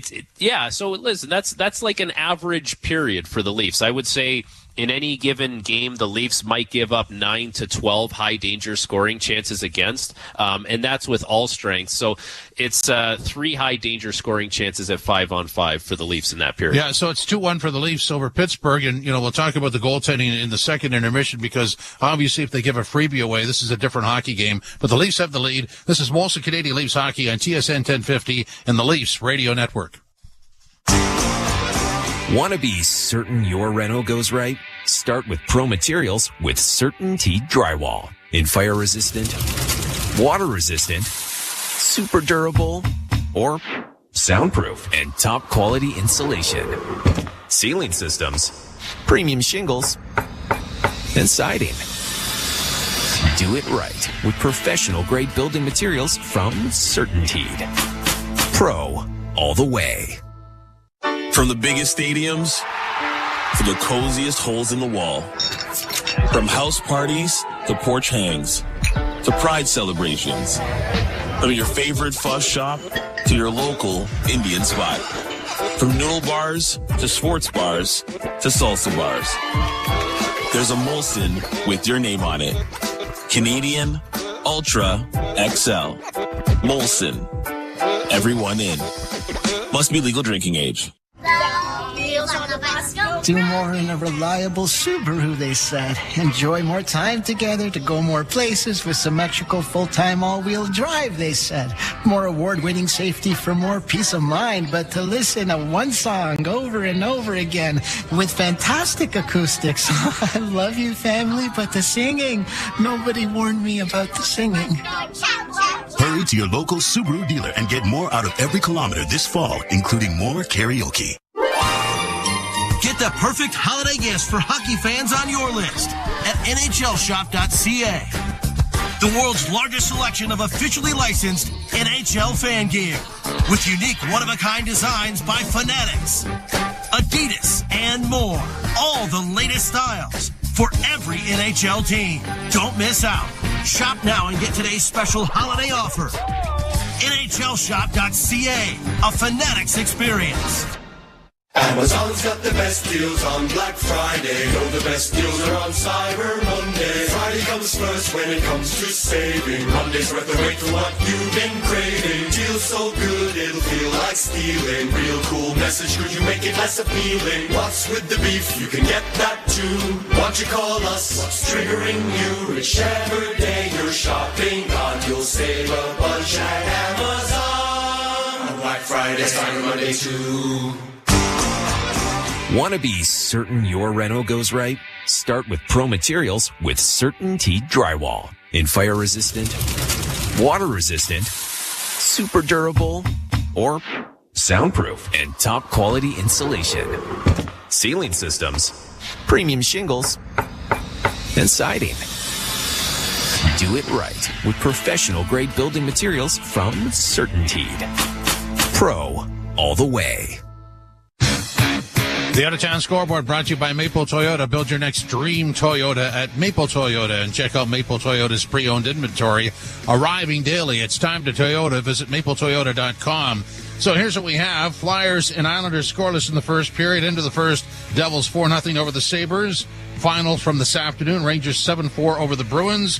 The LA Kings got by Montreal 4-0. Later tonight, Flames in Colorado, Vancouver in San Jose, and the Coyotes in Vegas against the Golden Knights. In our game, it's 2-1 for the Leafs over the Penguins after 20 minutes of play. You are correct, sir. The second period is next. Bertuzzi his 6th, Gensel his 7th, and Nyes his 6th of the season. Wall making 17 out of 18 stops, and at the other end, Jarry stopping 13 of 15.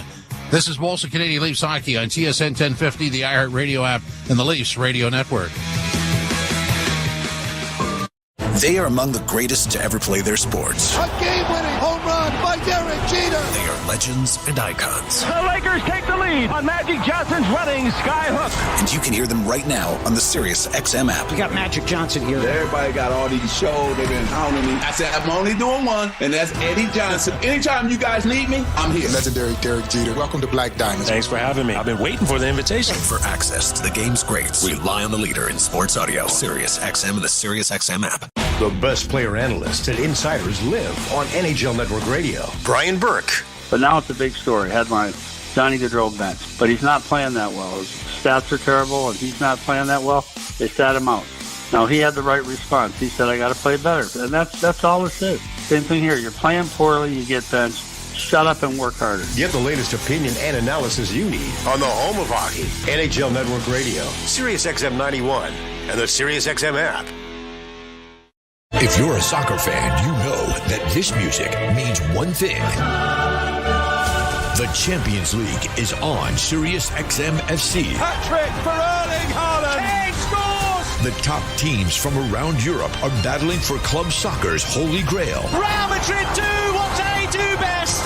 What a start for Inter! Hear all the top Champions League matches all tournament long on Sirius XM FC 157 and streaming on the Sirius XM app. Join me, Gord Stellick, and Scott Laughlin as we recap the night that was on NHL Morning Skate, weekday mornings at 7 a.m. Eastern on NHL Network Radio, Sirius XM 91.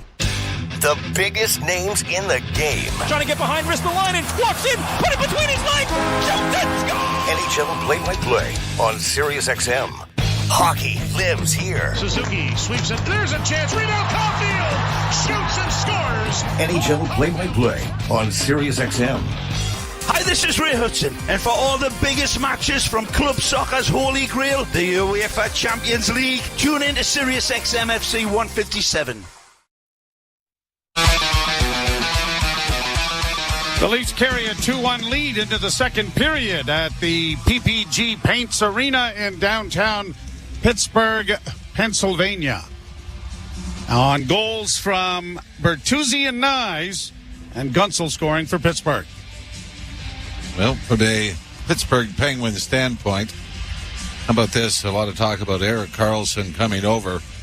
And since he's come into the NHL, he's led all defensemen in points. 778 and 939 games played. Second on the list, Brent Burns, who's his teammate with the San Jose Sharks, 730 points in over 1,000 NHL games. Obviously, Burns moved on to Carolina, and Karlsson now with the Pittsburgh Penguins. By the way, for Pittsburgh, they came into this game where they had 60 goals scored in 19 games. 10 of the 60 were scored in one game against the San Jose Sharks, yes. That was a good time to get San Jose early on, and now they're starting to win some games and embarrass some teams. I would argue that maybe this would be a good time to get the Edmonton Oilers. They're going to be a much better team probably in January, February. Although they've got to straighten some things out there, don't they? Yeah, they sure do. They have had their issues. We're set to go for the second period. Coaching change has not provided an immediate change in Edmonton. Nope. Leafs to the left, Penguins to the right, and the puck is dropped and we're underway. Second period. Bertuzzi launches it down into the Pittsburgh zone. Christian Jarry out of the cage to pump it around on the wall. Brody attempts to keep it in, but it's pushed to center ice. And then an errant pass is onto the stick of Morgan Riley, who plays it all the way back down into Pittsburgh territory.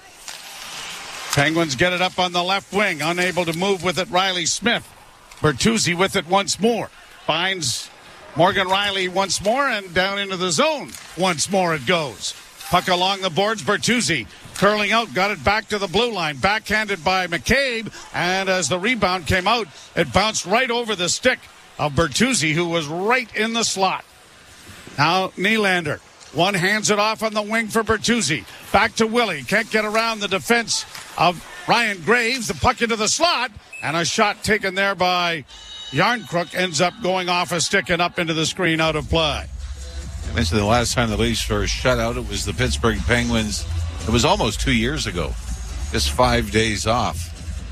As that came on, what have we got here, Joey? November the 20th, 2021. The last time the Leafs were shut out on the road was on March 5th, 2020 in Los Angeles. They actually lost 1-0 in a shootout to the LA Kings, and you may remember a week later the world shut down. That's right.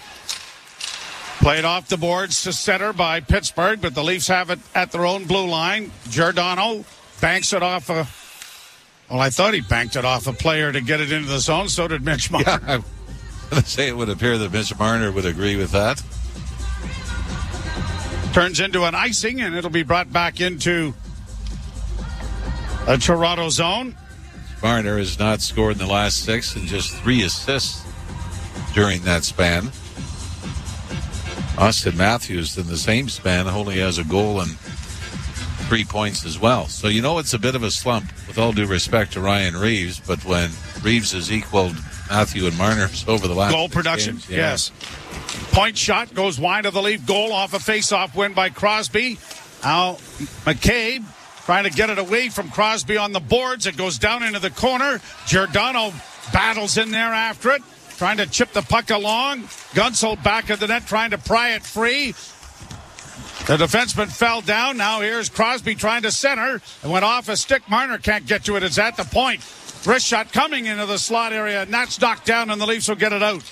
Marner playing it off the boards to center and in. Here's a chance for Nyes. Pass in front of the net. Big save made by Jarry. Nyes decoy to pass to Marner. Sent the shot on goal, and then Marner had a great chance on the rebound. That might be Tristan Jarry's best of the night. Turnover at the blue line. Kept alive now by Pittsburgh, and skate save and a beauty made there by T.J. Brody. Back of the net, Pittsburgh trying to center, but it hits the back of the goal. Penguins onto it quickly, trying to get it back to the point. They do. Shea sends it around back of the net. Zohorna couldn't come up with it. Back to the point once more. Harkins with a shot that is blocked. Kept in by Pittsburgh again. Wrap around attempt, comes in front, and Wall decides he's going to cover up on it. One of the Penguins got shoved over top of him, and I'm not so sure that an arm didn't go up. That was Max Domi that rifled his man over top of his own goaltender. You haven't seen anything in the way of maybe a penalty being called. Oh, but Mitch Marner, his stick was sort of interfered with just as he got to the rebound and the nice shot. Puck was bouncing a bit. But this was very similar to the goal that Nye scored in the opening period. Low, hard shot, blocker side, producing a big rebound. So no penalty comes as a result. Long shot goes wide of the Leaf goal. The Leafs were outshot in the first period 18-15. They've had the 2 shots so far in the period. Penguins with the puck in the offensive zone, though. Now it's off a body and is brought to center ice by Toronto. Banked in for David Camp. Camp trying to muscle it along the boards. Cut off there by Alex Nylander, and he'll get it out. Riley Smith plays it deep into the Toronto end. 2-1 Toronto. Second period. At the confluence of the rivers Allegheny and Monongahela, forming the Ohio. Little geography lesson for you there, Mr. Out, just in case you weren't aware of that. Back of the net now. A wraparound attempt by Tavares was thwarted there by Jari. There's 3 rivers there, aren't there? Yes. The Monongahela, the Allegheny, turned into the Ohio. That's 3 rivers. And there's a stadium, adroitly named 3 Rivers Stadium. How clever. Huh? How do you think I knew? I don't know. Well, we've been there a few times. Now I remember in Cincinnati. Cincinnati. That's what Mal Allen. Yeah, Cincinnati. I think their stadium was on a river, wasn't it, as well? Riverfront. It was right at the front. Yeah. We could have named those. Oh, we could have. Yeah. Oh, sure. Well, at least we know where to find them. Here the Penguins in on the right wing side, a shot. And that was kicked aside by Wall as barreling into the net was Jake Gunsel. And I don't know if Gunsel got a part of this and this went up and over, or if Wall got to it first. This was a pass. Oh, it did get to Gunsel, didn't it? Yep. Maybe off his skate. Sidney Crosby with the hard pass from the right wing circle. No, stick. It was a stick. And Gunsel just got in behind T.J. Brody and just mistimed this game up. Leafs don't get the puck out, though. Pass on the left wing side. Gunsel sends it to the net.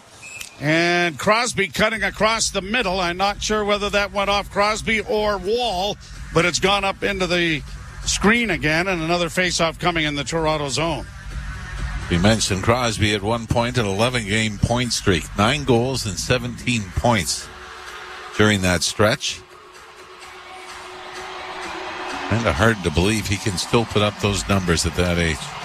And last year, when the Penguins missed the playoffs, it was the first time, or only the first time since his rookie year, that the Penguins failed to make it. A centering pass there, stopped by Wall. The rebound into the corner. Nyes, little slow getting there, and the Penguins keep it in. They've got good pressure going here. Shot to the side of the goal and unable to tip it home.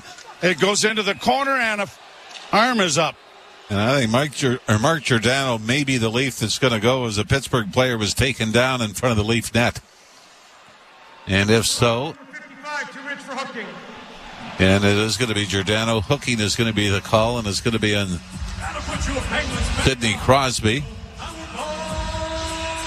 So the Penguins to their second power play of the night. The Leafs did a great job in the penalty kill in the first period.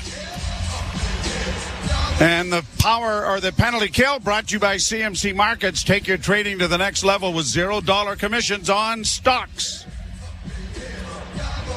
Second power play of the game for Pittsburgh as a result. Comes at 4:17 of the period. And the Penguins have been down in the Leaf end with a lot of pressure.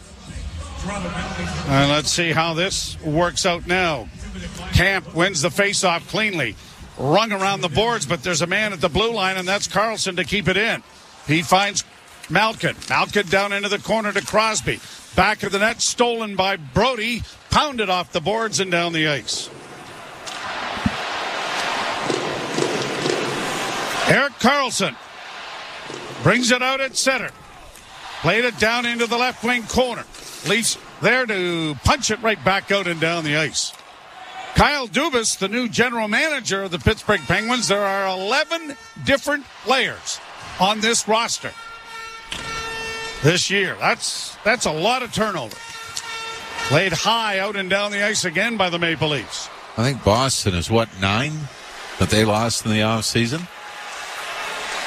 Carlson starts out with it again. One of the new faces in the dressing room. Malkin hits the line on the left wing, peppers it around, but the whistle is gone. Maybe that was offside. Alex Nylander out on the power play for the Pittsburgh Penguins here. Minute 2 left in the infraction. Nylander's point streak ended in Chicago yesterday afternoon. He does not have a point in the 2 goals the Leafs have scored so far tonight. Pretty good start to your season, though. You talk about records that'll never be broken. The 52 games start of the season by Gretzky might be another of the Wayne records that'll never be touched. Well, and the only other one that I can think of is Glenn Hall's consecutive game in goal. Down into the Toronto zone it goes. Fed along the boards. Back of the net. Benoit ties his man up and knocks him down. And the Maple Leafs break it out. Marner working down the right wing to the line and in. Marner closes, doesn't shoot it. Holds on. Now tries to swing it around the boards to the far side. Leafs are in the midst of a change. Matthews will steer it all the way back to the defense. Brody getting it airmailed high. Oh, is this from the Leafs side He was definitely inside the blue line. So if this does not go off anything, the Penguins could end up with a 5-on-3 for 21 seconds. Well, they're huddling, and this is never a good sign. T.J. Brody, and now the finger pointing is towards the bench, and the Leafs are going to be 2 men short. Boy, and they've done so well on the penalty kill as well. No, he never did touch it. Yeah, Brody, with a little bit of pressure, he's about 2 feet in front of inside the Leaf blue line. And you can see that when he tries to flip it, the puck was flat on the toe of his stick, and he just launches it. And the Penguins, a great opportunity. 5:56 the time, 21 seconds of a 2-man advantage. Third time the Leafs have been 2 men short over a period of 2 minutes for both occasions, and they've not given up a goal. Pounded off the boards and down the ice, and that'll help kill off a lot of it. Boy, how big was that face-off? Brought out at center now by Pittsburgh. A drop pass for Crosby on the left wing. Pass in front of the net. A shot by Malkin, and that was deflected wide. Trying to swipe at it there was McCabe, but he couldn't get it out. Kept alive by Pittsburgh. 1 penalty is over. Gunsel in the near corner. Trying to play it back to the point. Does to Malkin. Malkin to Carlson. Carlson back to Malkin.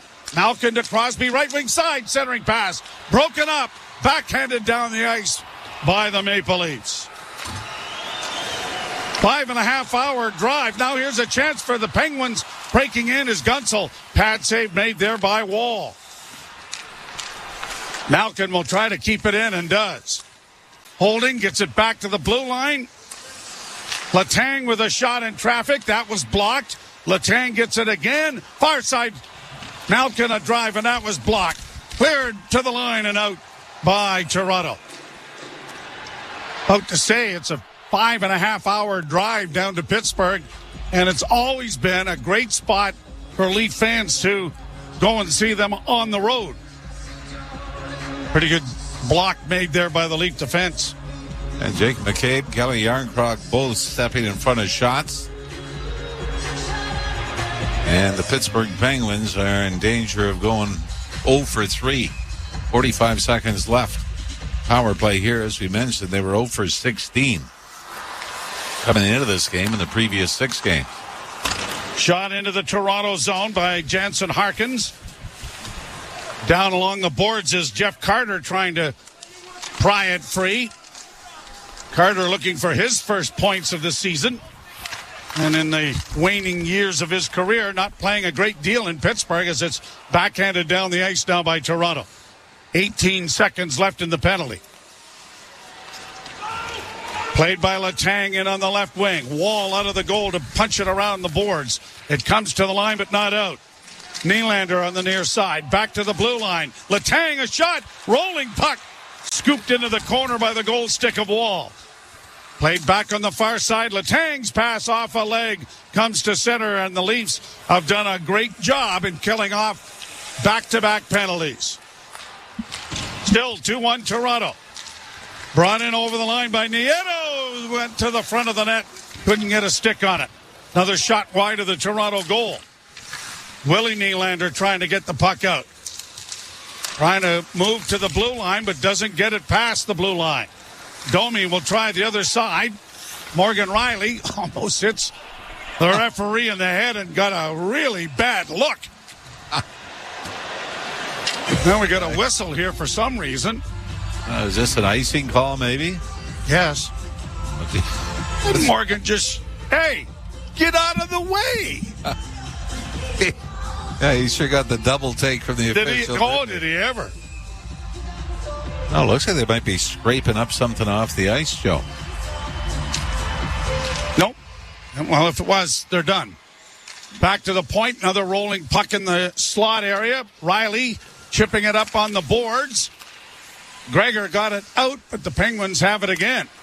Play it in on the left wing for Crosby. Into the slot area shot, and that went wide of the net. Pittsburgh with 21 shots on goal now. Leafs with 18. And Nylander just going to get rid of it and get it out and down into Pittsburgh territory. Penguins back at center. In on the right side. Driving the net is Drew O'Connor. Couldn't get a backhand to work. Leafs with it in their own end. And Robertson drops the puck back, and then Timmins will shoot it in. Jari back of his goal, playing it off on the wing, and it's launched to center ice by Pittsburgh once more. 10 minutes, 27 seconds left to go, second period. 2-1 Toronto. Bertuzzi, one of the Leaf goal scorers, back to the point to Timmins. Far side, Lagesson shot, deflected wide of the net. Penguins will get it up on the wing, and Carter gets it out at center and down into the Toronto end. Nick Robertson playing it back of the goal to Brody. He had his pass intercepted, and they score. Noel Acciari intercepts an easy pass coming from behind the net to the Leaf winger and steps in and roofs it over the shoulder of Wall. This was just off the goal line, and for Acciari, just his second goal of the season for the Penguins. TJ Brody got the puck at his skates in behind the net, but then tried a bank pass that was picked off by Acciari. And Acciari looked up, saw he had a little lane to the net short side as Matt Nieto cut across the crease, took Brody with him. And that left the slot for Acciari, and Acciari looks like a 60-goal scorer on this night from a tight angle short side. And here again is the teachings of goaltending now. Down and give them that top corner as opposed to being standing up and hugging the post. A loose puck in front in the Pittsburgh end is knocked up on the boards. Game tied at 2s. A shot by Matthews has stopped the rebound. Nyes trying to get to it in the corner. Leafs trying to respond here, and a hooking penalty is coming. Boy, nice. Nyes shaking his head, but I think it's a Penguin that's going to the box.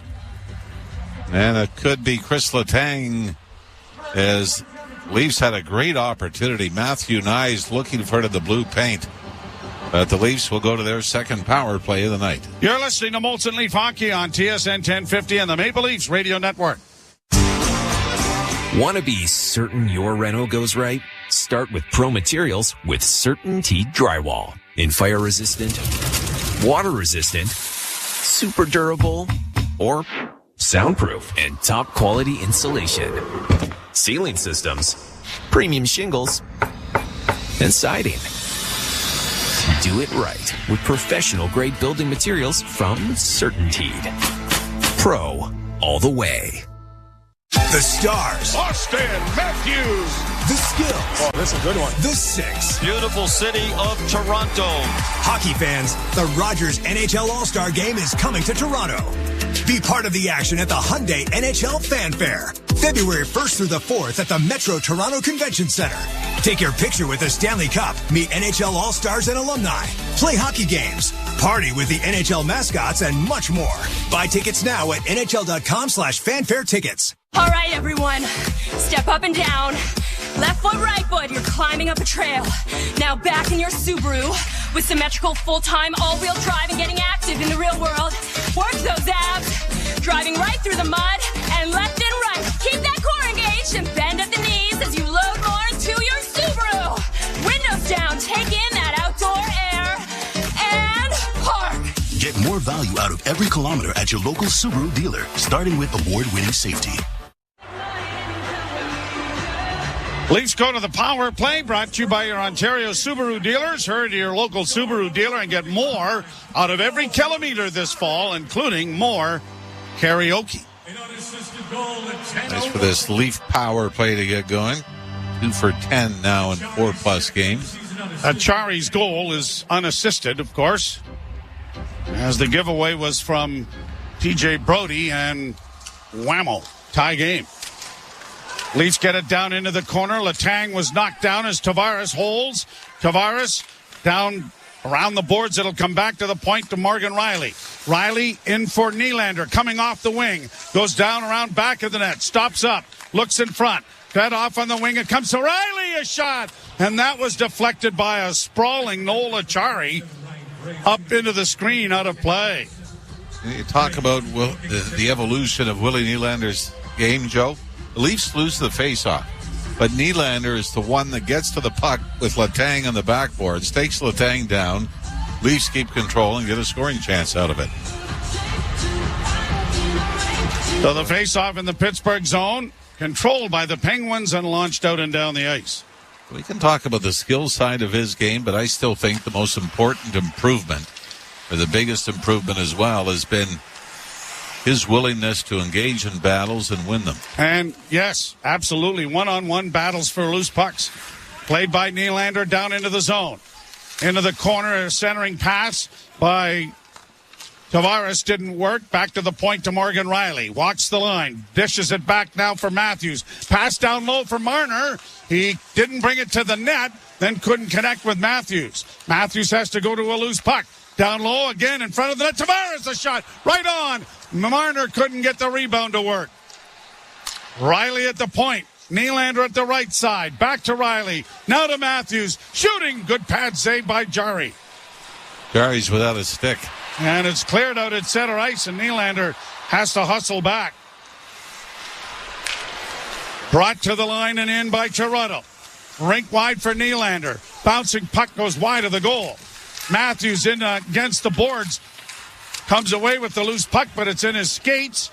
And now Nylander can't get to it, and it's going to be shot down the ice by Pittsburgh. 16 seconds left to go, and now Jarry just getting his stick as it went knocked into the corner. I thought he had gotten it back when the Leafs had to go back into their own zone. We didn't see that. Brought in by Domi. And they're going to call this offside at the blue line. 2 seconds remain. Neither team's been able to score with the man advantage, and it's a 2-2 tie, Pittsburgh and Toronto. Not sure exactly what Tristan Jarry is complaining about with the official. It was Willie Nylander that ended up knocking or kicking the stick out of Jarry's hands, but that was just through a scramble in front of the net.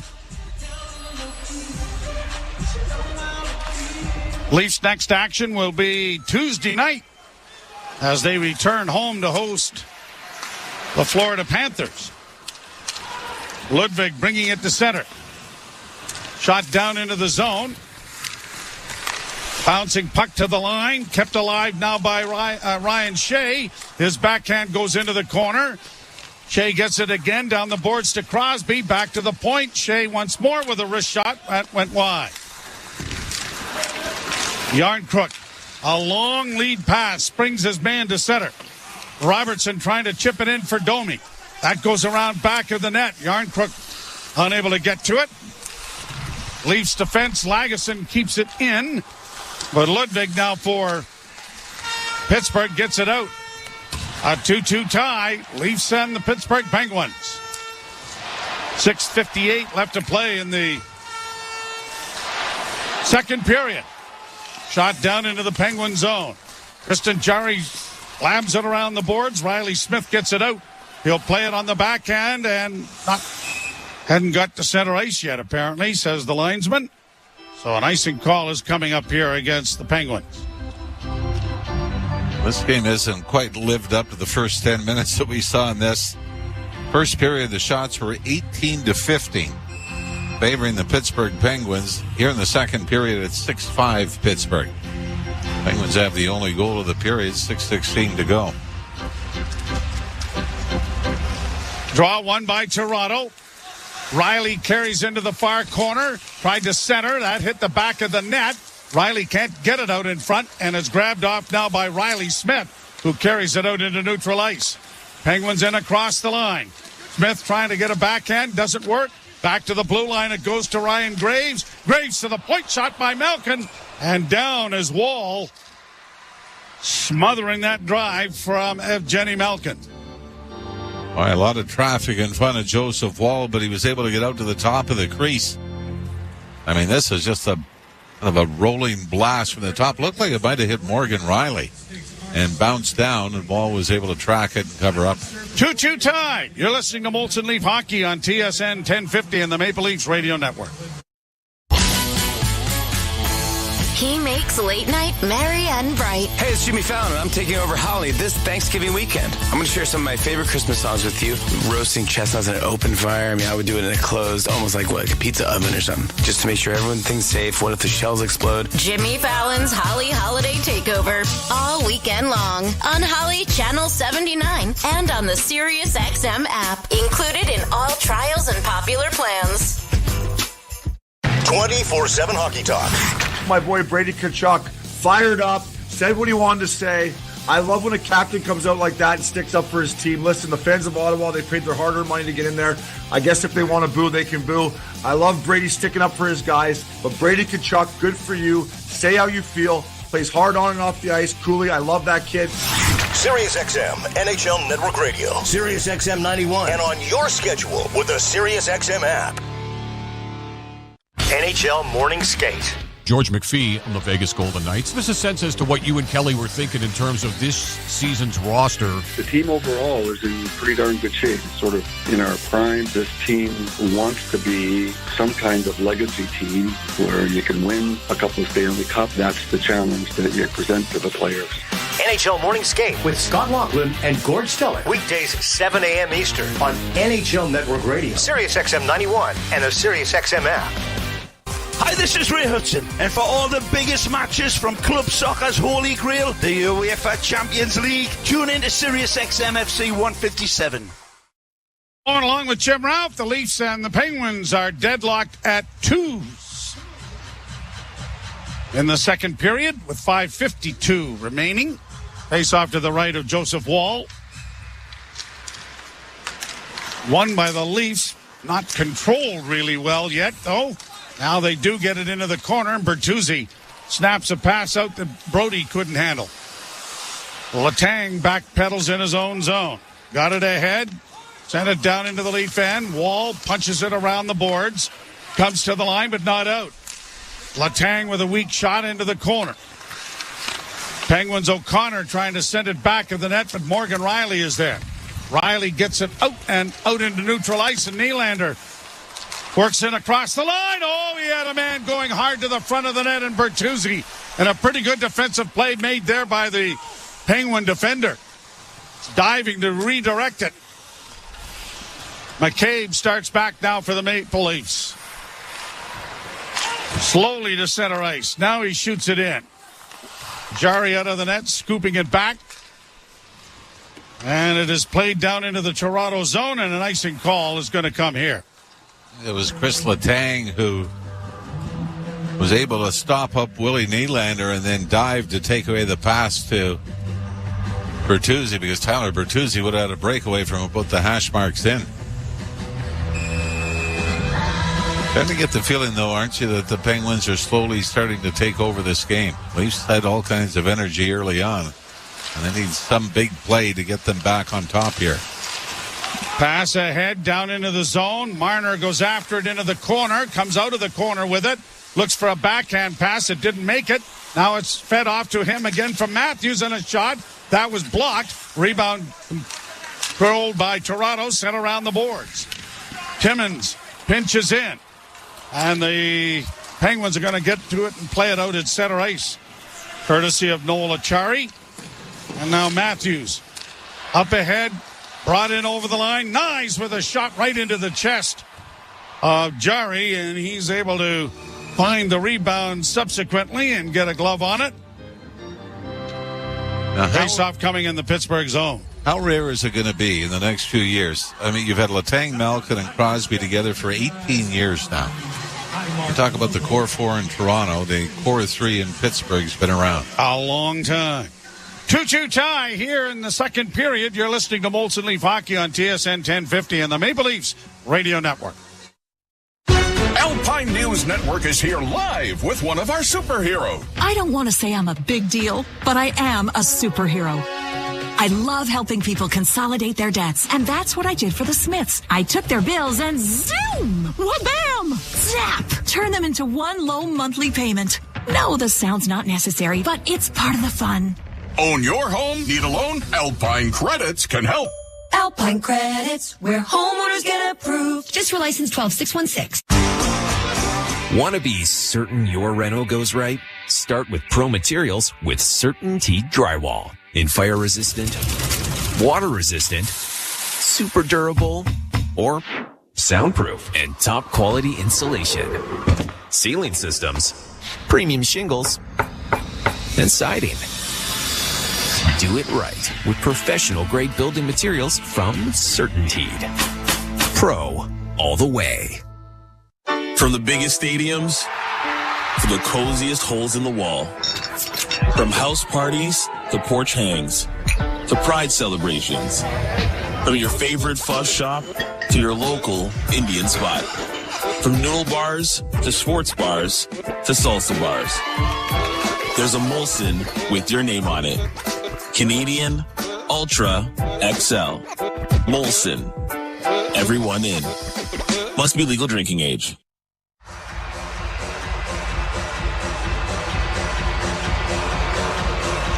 Leafs 2 and the Penguins 2. And the goal scorers have not been the heavyweights. Bertuzzi and Nyes for Toronto, Acciari and Gunsel for Pittsburgh. With apologies to everyone, maybe a light heavyweight guard. But the big guns haven't. Played around the boards in the Pittsburgh zone. Cut off by Carlson.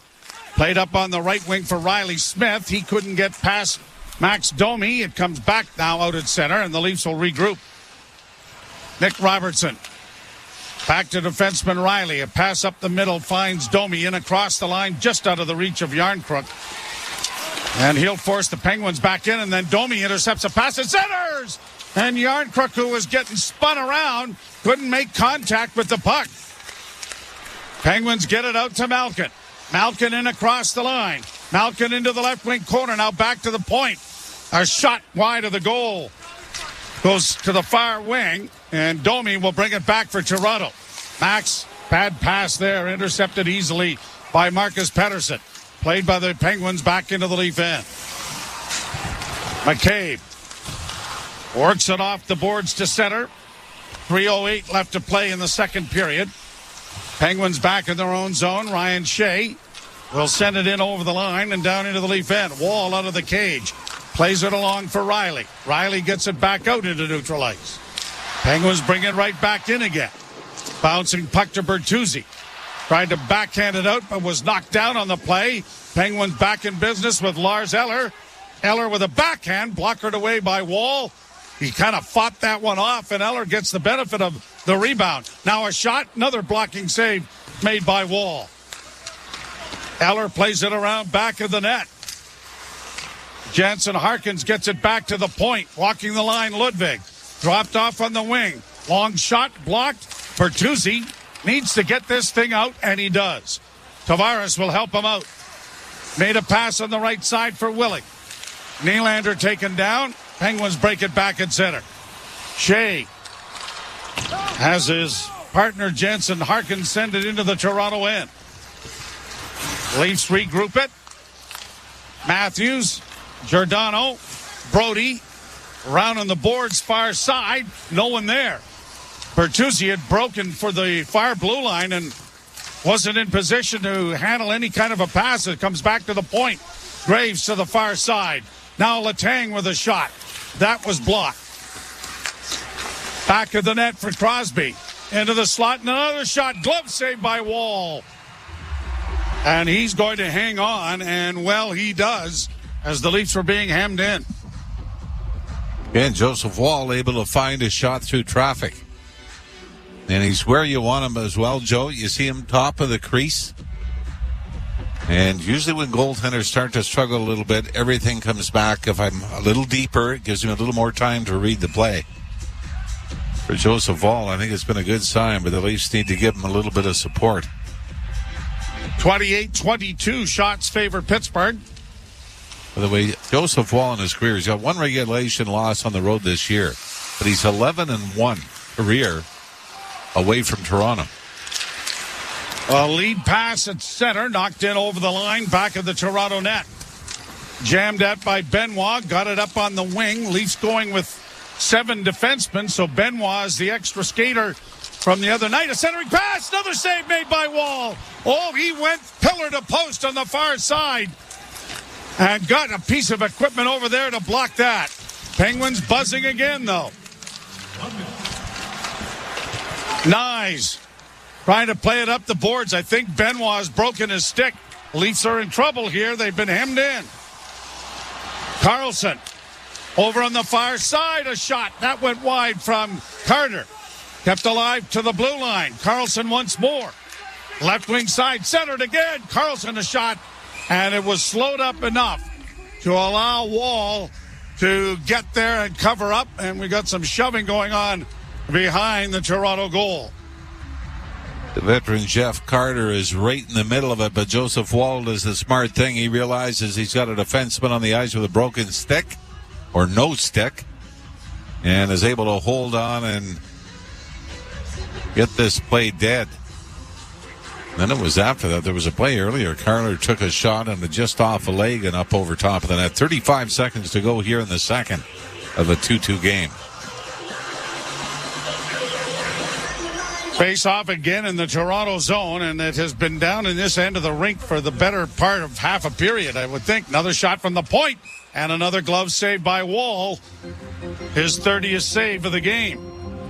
By the way, Jeff Carter, the veteran, out on the ice for the Penguins now. He's up to this point. He only played 6:28. So the numbers are down offensively, but the ice time has gone with it. In fact, the average, you get 9:46. Carlson shoots and scores off the face-off. Carter won the draw, and Carlson hammered it home over the glove, the blocking glove of Wall. Pittsburgh with its first lead of the game. The Leafs scored off the face-off in the opening period. The Penguins do it here. But as you were just saying, Joe, this has been all Pittsburgh in the last 5 or 6 minutes. Clean win back, traffic in front, and Joseph Wall never does pick it up, and Noel Acciari may not pick up a point on this, but he was the one that went to the front of the net, engaged with Jake McCabe, provided the screen. And the Pittsburgh Penguins have their first lead of the night. And Jeff Carter has his first point of the season, winning that face-off. And it's 3-2 Pittsburgh with the dying seconds coming here in the first point of the season. Winning that face-off. And it's 3-2 Pittsburgh with the dying seconds coming here in the second period. Pass up on the left wing boards, rink wide. Played in by Yarncrook. Into the corner goes Gregor. And time will run out. Well, the Penguins blew a 2-goal lead in the third period against Buffalo last night. The Leafs blew a 2-goal lead in Chicago. And the Leafs are going to have to come back from a 1-goal deficit in the third period to try to get something out of Pittsburgh.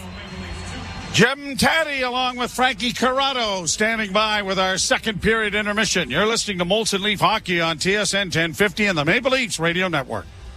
The push for the fantasy football playoffs is on Fantasy Sports Radio. Don't make the wrong roster move. Don't start the wrong player. Don't make the mistake that will cost you a win. Sam Laporta has been consistently good. Touchdown, Detroit Lions, Sam Laporta. Whether you're jockeying for playoff positioning or need a win to secure your spot, get expert advice on Fantasy Sports Radio. Sirius XM 87 and on the Sirius XM app. The Point with Boomer Gordon. Speaking as someone who grew up an Islander fan, you're not good enough to win now. You've got no prospects for the future, and you're not bad enough to get, like, the lottery pick. So we're just going to watch the Islanders float in the hockey abyss indefinitely until someone in the organization acknowledges that what they have is broken. And I don't think anyone's going to do that. Point with Boomer Gordon. 1 p.m. Eastern on NHL Network Radio, Sirius XM 91, and the Sirius XM app. The best player analysts and insiders live on NHL Network Radio. Brian Burke. But now it's a big story. Headline, Johnny Gaudreau bench. But he's not playing that well. His stats are terrible, and he's not playing that well. They sat him out. Now, he had the right response. He said, I got to play better. And that's all it is. Same thing here. You're playing poorly, you get benched. Shut up and work harder. Get the latest opinion and analysis you need on the home of hockey, NHL Network Radio, Sirius XM 91, and the Sirius XM app. 24/7 Hockey Talk. My boy Brady Tkachuk fired up, said what he wanted to say. I love when a captain comes out like that and sticks up for his team. Listen, the fans of Ottawa, they paid their hard-earned money to get in there. I guess if they want to boo, they can boo. I love Brady sticking up for his guys. But Brady Tkachuk, good for you. Say how you feel. Plays hard on and off the ice. Cooley, I love that kid. Sirius XM, NHL Network Radio, Sirius XM 91, and on your schedule with the Sirius XM app. NHL Morning Skate. George McPhee on the Vegas Golden Knights. There's a sense as to what you and Kelly were thinking in terms of this season's roster. The team overall is in pretty darn good shape. It's sort of in our prime. This team wants to be some kind of legacy team where you can win a couple of Stanley Cup. That's the challenge that you present to them. Hey, with Scott Laughlin and Gord Stellick. Weekdays 7 a.m. Eastern on NHL Network Radio, Sirius XM 91, and the Sirius XM app. Under review. And if someone says, well, he's good in the room, you know what? They don't have a good in the room stat in the standings. I've yet to find that category. It's one of the most overplayed things. They better be good in the room. That's the least you better bring when you join a National Hockey League team. Under review with Mick Kerr, 11 a.m. Eastern on NHL Network Radio, Sirius XM 91, and the Sirius XM app.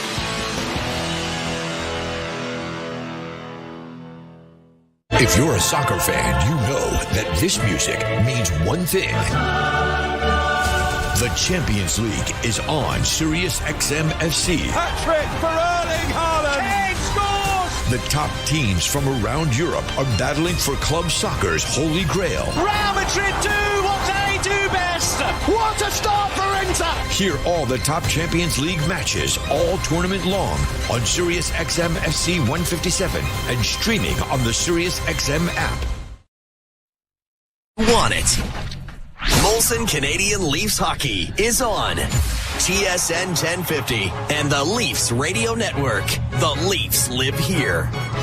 And trailing Pittsburgh 3-2 after 40 minutes of play. TSN after 40 delivered by 241 Pizza. Get a large 4-topping Quattro pizza for $15.99 and try new 241 nachos or Irish nachos for just $9.99. 241pizza.com. Jim Taddy and Frankie Corrado with you. Frankie C., let's go through this in orderly fashion. The Achari goal was taken right out of the Chicago game, wasn't it?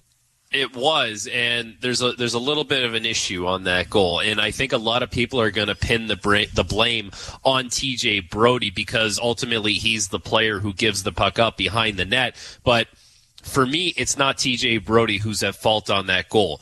He reverses the puck to the forward. The forward was Nick Robertson. Now it's up to Robertson to keep that puck going the same way, because when a D-man reverses the puck, now all the pressure should be alleviated off that player. If you give it back to the defenseman, you're putting him back into the trouble that he just got himself out of, and now he's under pressure. Now he gives up the puck, and Noel Acciari walks out, and it's a sharp angle, but he buries it right under the bar on Joseph Wall. So for me, I don't have an issue with how TJ Brody played it. It's more a little bit of a recognition there from the young forward that if the puck was in trouble and it came to you, it can't go back into the trouble. Unfortunately, it does, and Noel Acciari makes it 2-2. So the energy level on the Leafs sags probably just before that goal and just kept sagging all the way through the rest of the second period, didn't it? It was a sleepy, sloppy period for the Leafs, and at no point in that period did you ever feel like they really sustained any... all the way through the rest of the second period, didn't it? It was a sleepy, sloppy period for the Leafs, and at no point in that period did you ever feel like they really sustained any offensive zone pressure. It was maybe one or two chances and done, and back down the ice. And Pittsburgh, as that period went on, they found a way to establish their presence in the offensive zone a little bit more. You see Jake Gensel getting some shots on net. Sidney Crosby, of course, is the one facilitating that, but it just felt like the Leafs never really established anything offensively in that period. And then, sure enough, in the last minute of the period, they have two defensive zone faceoffs, established anything offensively in that period. And then, sure enough, in the last minute of the period, they have two defensive zone faceoffs, and they lose both clean. And the Pittsburgh Penguins are lined up for a D-to-D one-timer both times. The first time, they lose it clean. It goes back to the point. It's a one-timer off the stick of Karlsson. Woll has no problem with it. But they lose the exact same face-off right off that ensuing draw. And then this time, Erik Karlsson gets a little bit of help from Noel Acciari, ex-Leaf, who's going to the net, provides a screen because he brings his defender there. And now Joseph Wall can't track it. It's in the back of the net. And it's just like, you could almost see that kind of ending coming for the Leafs. They didn't have much going on, and they got burnt by it. And, prior to that, you would have been thinking, okay, it's a tie game going into the third period on the road. It's not a bad spot for us. All we have to do is break this down into a 20-minute game and win 20 minutes, and we'll leave Pittsburgh feeling pretty good about the effort we could put forth here. Now they're trailing, and they got to play catch up, and they got to find a way to get one and then get another one. It changes the outlook, but the Leafs will have their hands full in this period. Luckily for them, the Pittsburgh Penguins haven't been great as far as locking down leads. They're not as defensively stout as they have been in previous years. So there's still going to be plenty of opportunities for the Leafs to find a way to win this game in the third period. And they were camped in the Leaf zone. I mean, I don't remember the last time I saw a goalie make back-to-back blocker saves, because usually the puck's cleared out after one. And it's that equation of if you're down the other end and spending time in the Pittsburgh zone, they're not in your zone. And it's just a gradual erosion from that equation, isn't there? Exactly, right? And when the Leafs are at their best, they're playing in the offensive zone and they're playing with the puck. And the Leafs get a few opportunities on the power play, but it's not enough when you're not doing it at 5-on-5. And we've talked about this in the past. The Leafs, if you want to be successful, you can't just be a team that waits for a power play. Of course, you have to earn power plays, and your play at 5-on-5 will determine if you do earn power plays. But, it's like one of those things you're seeing now where not having four lines you can really roll over and get meaningful contributions from, how that hurts you, because you got to put the same guys over the boards, and you got to run them into the ground, and it's back-to-back games, and it's a challenge. It's a challenge now. If you had a different ingredient at this point in the game, you would gladly throw that different ingredient as far as what that line would look like over the boards and say, okay, can you get us something here? If you ever watch the Winnipeg Jets, they're a great example of that. They have a third line there with Niederreiter, Lowry, and Appleton, where those guys are all big, strong, fast, and bonus points because they can make plays. They send that line over the boards. More often than not, they're playing in the offensive zone, and now they have the opportunity to get that first line over the boards and play some tired legs on the other side and take advantage of that. The Leafs don't have that luxury. They don't have that kind of identity line. They're getting some contributions from players lower in the lineup, but they lack that ability to really take advantage of some tired players that way. So, listen, it's well within their capability to come back and win this game. They get a goal from Nyes. They got a goal from Bertuzzi. But it's still like it's knock, knock, hello, like the big boys. It's time for them to kind of contribute in this game and take over when it really counts. So about 40 seconds left before we break. I mean, how do the Leafs take advantage or get back in this game? I mean, they're not out of the game, but how do they win the game in the third period? Yeah, I mean, that's the million-dollar question that we've been kind of wondering here is when is the first line going to be able to do that? And ultimately, Jimmy, for them, it's like find a way to create some kind of advantage. If you're not going to get an odd man rush, find a way to play in the offensive zone and not force things. Like, take what the team is going to give you, but it can't be forced, because if you force it, you're going to turn the puck over and you're going to be back playing in your own zone. But these guys are very capable of finding a way to tilt the ice in their direction here. Frankie, thank you very much. We'll talk at the end of the game. 3-2 Pittsburgh over the Leafs after 40 minutes of play. This is Molson Canadian Leafs Hockey on TSN 1050, the iHeartRadio app, and the Leafs Radio Network. Do more in a reliable Subaru, they said. Enjoy more time together to go more places with symmetrical full-time all-wheel drive, they said. More award-winning safety for more peace of mind, but to listen to one song over and over again with fantastic acoustics. I love you, family, but the singing, nobody warned me about the singing. Hurry to your local Subaru dealer and get more out of every kilometer this fall, including more karaoke. Want to be certain your reno goes right? Start with Pro Materials with CertainTeed Drywall. In fire resistant, water resistant, super durable, or soundproof and top quality insulation. Ceiling systems, premium shingles, and siding. Do it right with professional grade building materials from CertainTeed. Pro all the way. From the biggest stadiums to the coziest holes in the wall. From house parties to porch hangs to pride celebrations. From your favorite fuzz shop to your local Indian spot. From noodle bars to sports bars to salsa bars. There's a Molson with your name on it. Canadian Ultra XL. Molson. Everyone in. Must be legal drinking age. Hey, what? Have you heard about the amazing Black Friday deals at selloutvacations.com? No, but why are you whispering? Because these savings are like savings on top of savings. And if everyone knows, there won't be any more left. Savings on top of savings? See? Once people know, they book. Okay, with these deals, I'm booking an all-inclusive vacation in the Caribbean, a flight with the girls, and maybe an island-hopping cruise. Hurry, because with vacation deals on top of vacation deals this Black Friday, they won't stay around for long. So visit selloutvacations.com.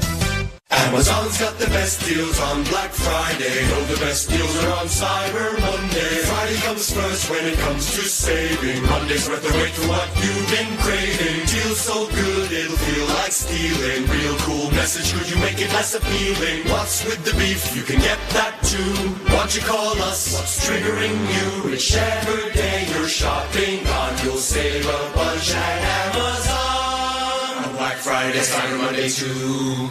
At Cora, we know the best things in life sometimes creep up on you. Like the Crepe Festival. During the Crepe Festival at Cora, discover 5 new crepes you'll want to welcome with an open mouth. With something for everyone. Like salted caramel, crispy bacon, custard, grilled halloumi cheese, fresh fruit, or even sauerkraut. Offer valid until January 14th for dine-in, takeout, and delivery. I do breakfast at Cora's Breakfast and Lunch Crepe Festival. The Out-of-Town Scoreboard brought to you by Maple Toyota. Build your next dream Toyota at Maple Toyota. And check out Maple Toyota's pre-owned inventory arriving daily. It's time to Toyota. Visit mapletoyota.com. Here's what we have. In the third period, it is the Devils 5-1 over the Sabres. In the second, Flyers and Islanders are scoreless. This afternoon, it was the Rangers 7-4 over the Bruins, who have lost consecutive regulation games and only 3 on the season. Also this afternoon, the Kings shut out the Habs by a score of 4-0. Tonight, Flames in Colorado. Nazem Kadri says hello. And we have the Canucks visiting the Sharks and the Coyotes visiting the Golden Knights. In our game, 3-2 for Pittsburgh over the Leafs after 40 minutes of play. You are correct, Guy. The third period is next. This is Molson Canadian Leafs Hockey on TSN 1050, the iHeartRadio app, and the Leafs Radio Network. Sirius XM NFL Radio's Sunday Drive takes you to live action of every NFL game, so you never miss a big play. He's sacked by Parsons. Follow the entire league without changing the channel. Kansas City in position to add to the lead. Back there we go now, Chiefs Radio. Touchdown, Kansas City. Plus, you'll hear fantasy football updates and post-game interviews. The Sunday Drive brings the NFL to you. Sundays noon to 8 Eastern on NFL Radio Channel 88 and the Sirius XM app. Under review. And if someone says, well, he's good in the room, you know what? They don't have a good in the room stat in the standings. I've yet to find that category. It's one of the most overplayed things. They better be good in the room. That's the least you better bring when you join a National Hockey League team. Under review with Mick Kerr, 11 a.m. Eastern on NHL Network Radio, Sirius XM 91, and the Sirius XM app. If you're a soccer fan, you know that this music means one thing. The Champions League is on Sirius XM FC. Hat-trick for Erling Haaland. Kane scores. The top teams from around Europe are battling for club soccer's holy grail. Real Madrid do what they do best. What a start for Inter. Hear all the top Champions League matches all tournament long on Sirius XM FC 157 and streaming on the Sirius XM app. Join me, Gord Stellick, and Scott Laughlin as we recap the night that was on NHL Morning Skate, weekday mornings at 7 a.m. Eastern on NHL Network Radio, Sirius XM 91. The biggest names in the game. Trying to get behind Ristolainen, walks in, put it between his legs, shoots it, score! NHL play-by-play on Sirius XM. Join me, Scott Laughlin, and Gord Stellick, along with former NHLer Mike Johnson for NHL Morning Skate, weekday morning, 7 a.m. Eastern on NHL Network Radio, Sirius XM 91. The best hockey lives here. Burns gets it back, stick handles to the backhand, moves in front, score! NHL play-by-play on Sirius XM. Maple Leafs trail 3-2 after 40 minutes of play as the teams come back onto the ice at the PPG Paints Arena. Joe Bowen and Jim Ralph with you here. And the Leafs have to try to come from behind. And we just saw the numbers in offensive zone time. The Penguins 18 minutes and 20 seconds. The Leafs a little over 13 minutes. So that second period was certainly a big swing. The Leafs have had some success. So when trailing after 3-5 in the 8 previous times they've trailed going into the third period. The Pittsburgh Penguins 6-2 when leading after 2. Although one of those 2 losses came last night in Buffalo against the Sabres. And for the Leafs, their most recent comeback was in Sweden when they were down 2-0 to the Red Wings. Scored 3 in the third period to win it. I think one of the other stats that is still a little bit alarming from a Leafs standpoint is 9 of the 18 games they've played this season, 4 goals against or more. And so instead of being in a 2-1 lead at this point, another 3 spot against. And without Joseph Woll, I would say it could easily be 4 or 5, maybe even 6 goals. Yeah, I don't think you could fault him on any of them, and he's played well. So the goal scorers for the Maple Leafs, Bertuzzi and Nyes, Gunsel, Achari, and Karlsson with his 6th of the year. And Erik Karlsson fitting in quite nicely now with 18 points on the year for the Pittsburgh Penguins. They've got a lot of money tied up in Erik Karlsson fitting in quite nicely now with 18 points on the year for the Pittsburgh Penguins. They've got a lot of money tied up in those 4 guys as well. As the Leafs will try to come from behind against the Pittsburgh Penguins. A reminder that we're back with you on Tuesday night. Florida Panthers, who eliminated the Leafs, but Radko Gudas, who was public enemy number 1 after his verbal assault on Wall after the winning goal, is nowhere to be found in Florida. Played to the line and out at center ice. Leafs moving from right to left. Tavares in with a weak shot. Played to the line and out at center ice. Leafs moving from right to left. Tavares in with a weak shot that went off of stick and high in the air, and Malkin starts back up ice on the right wing. He'll dump it into the corner, sidesteps Morgan Riley. Bertuzzi comes out with it, and Bertuzzi works up the right wing boards, being ridden into the boards by Riley Smith. And it'll be shot right back down into the Toronto end. Assisted by number 58, Chris Brody waiting for teammates to change, gets it ahead to Matthews. Matthews in across the line in the slot, got a shot that went off the glove. A wraparound attempt by Marner was thwarted when he fell, and it just rolled off his stick harmlessly. Kept in at the blue line momentarily. Marner trying to knock it free, but now here the Penguins with an odd man rush breaking, and it's turned over, and the Leafs finally come away with it. Marner on the right wing side for McCabe. Jake McCabe sends it down in over the line. Nyes goes in there after it as well, but well out of his reach, and it's played out into the center ice area, and Lagesson took his man to the ice. Matthews coming back. Amazing. At one point, everybody was complaining about the secondary scoring. There isn't any secondary scoring. It's all the big guys scoring. Now we got all kinds of secondary scoring, and they need some big guys to score here. Robertson trying to bring it in, but it's going to be offside, as Domi might have been a hot stride in early. Of course, it's always a bigger deal when you're not winning. And I think that's going to be the story if the Leafs are going to drop back-to-back games to Chicago and the Pittsburgh Penguins, and the secondary or the primary scoring's not there. It is going to be a story. You know, Brian Hayes, I think it was, on the post-game show with Frankie yesterday, was talking about how often it seems Mitch Marner loses his balance and is off the ice. That last shift, he was down 3 times. Now, once was a dive to try to knock the puck away, but 3 times in about 15 seconds, Marner was off his skates. Down the boards, Robertson ran into a pretty good elbow there and was knocked down. The puck back in the Toronto end. Lagesson, working along the boards, was taken down, and a penalty call is coming here. Lagesson slow to get up and is being looked at here. Well, Lars Eller came in.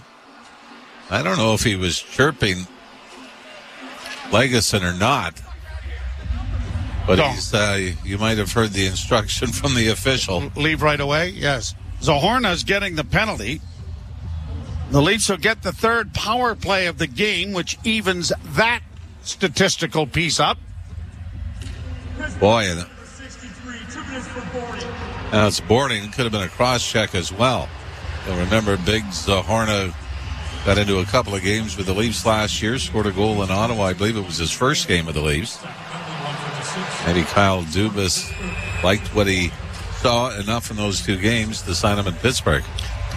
So the power play brought to you by your Ontario Subaru dealers. Hurry to your local Subaru dealer and get more out of every kilometer this fall, including more karaoke. Leafs win the faceoff. One-time shot, high and wide over top of the net. Nylander kicks it in, gets it back on the half boards near side. Steps down low, a pass in front of the net for Tavares. That didn't work. It's still free in front, and it's knocked to the near boards, and Marner will get there. Marner holds into the corner. Back into the slot to Nylander. Nylander knocked down, but Riley carries on. Cross-ice pass, Matthews to Nylander, to Riley again. Back to the far side for Matthews. Matthews to Willie. Nylander returns the favor, then gets it handed back. Near side now for Riley. Riley down low, centering. Deflected away before Nylander could take a pass. Riley once more. Walks the line. To Matthews, into the slot. Not shooting from anywhere in the slot, and an errant pass is easily knocked down the ice by Pittsburgh. Sheldon Keefe may be trying to get that first unit off already. Here's Timmins getting it up on the left wing. Tavares is still out there. So's Matthews and Marner. Left wing side, Nylander flipped into the corner. Marner got there first. Nylander helps out along the wall. Marner trying to outfight his man Shea for the puck. Goes into the near corner. Timmins at the point. Played to an open wing. No one there. Lars Eller going to simply shoot it down the ice. 27 seconds left in the power play. Timmins will bank it back. Max Domi on the right wing side for Nyes. Oh, we had Domi going right to the front of the net. No one saw him. Here's a trip there, knocking down Yarncrook, but no call. Kept in at the point with a long shot. That was wide. Played back to the blue line. Timmins again with a shot. Big rebound. Good save made by Jari. Nyes coming out of the corner. In front for Yarncrook. Another good save. Second unit's been doing all of the damage on the power play, which is over. Shot there by Domi was deflected wide of the goal. And it's finally cleared by Pittsburgh, out and down into the Leaf end. But it won't be icing. Second unit was all over them because they were sending the puck to the net. Penguins flip it back out at center ice. Jake McCabe shoots it right back in again, far corner. Robertson couldn't come up with it. Now dug out by Camp.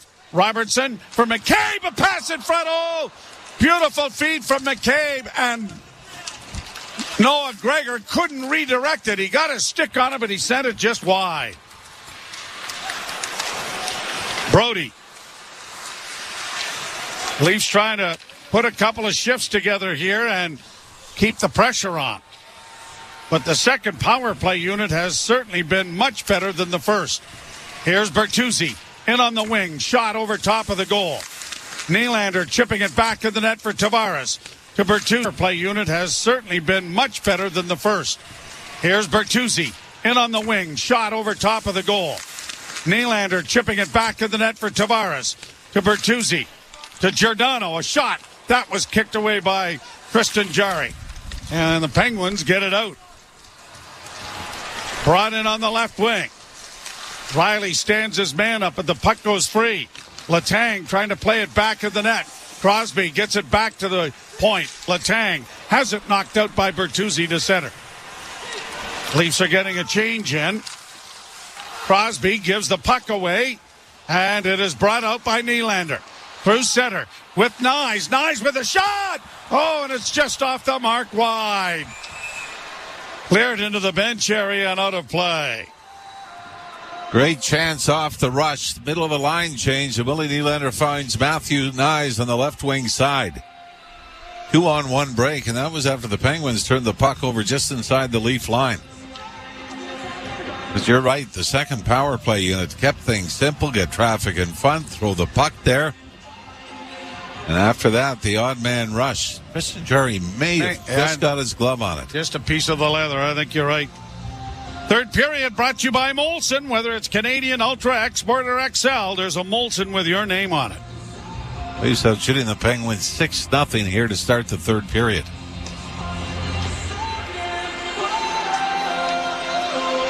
Face off in the Pittsburgh zone.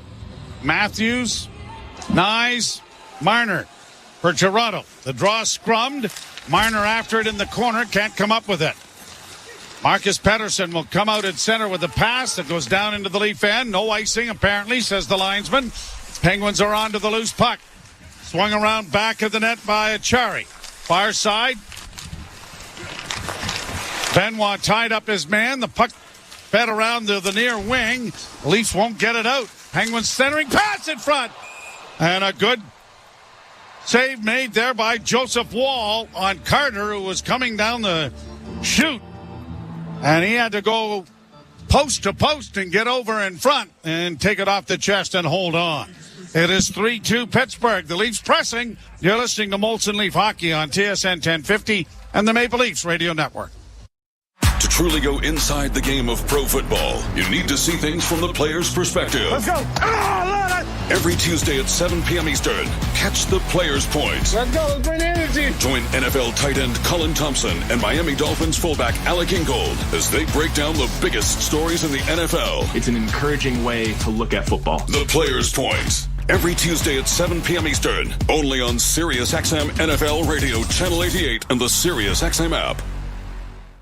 The best player analysts and insiders live on NHL Network Radio. Brian Burke, But now it's a big story. Headline, Johnny Gaudreau bench. But he's not playing that well. His stats are terrible, and he's not playing that well.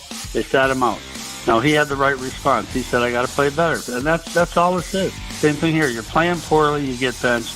Shut up and work harder. Get the latest opinion and analysis you need on the home of hockey, NHL Network Radio, Sirius XM 91, and the Sirius XM app.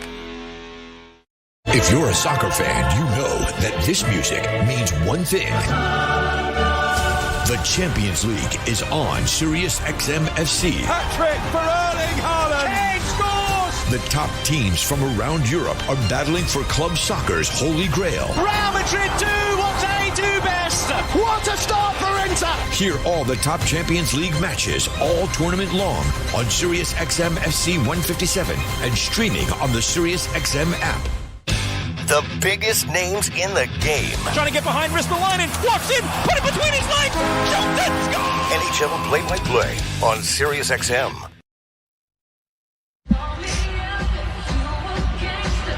Pittsburgh Penguins lead it 3-2. And the go-ahead goal in the second period is Carlson from Carter and Letang. Although the Leafs have certainly pressed here to start the third period, but without result. Draw one by Toronto, fed out at center ice. Here's Tavares in across the line. Tried to slide around the defense, got in against Malkin. Bertuzzi knocked down, played it back into the corner. Leafs intercept. Here's Nylander working around back of the net. Nylander still with it. Circles back towards the blue line. Fed off on the wing for Brody, but he couldn't settle to get a shot. Now it's back to Riley, a shot in front. Still free. And a backhand pass made by Bertuzzi was nowhere near Willie Nylander. Leafs get it back in, only to have it punched right back out again. Shot into the Toronto zone by Alex Nylander. Brody back in his own zone. Had his pass intercepted. He'll try it again. Backhanding it ahead. Max Domi got it ahead. Here's Matthews across the line. That doesn't work. Nyes was there. Now brought back by Pittsburgh. On the wing, a shot goes high and wide of the Toronto goal. Played into the corner. Cut off by Marner. Marner's long backhand is out of the reach of Nyes. And Pittsburgh organizes in their own zone. Coming up on 8 minutes played in the period. Here's Matthews in across the line. Pass was well behind Nyes. No chance to make a play there. Giordano for McCabe. Got the center. Decided to just shoot it in and get a change going.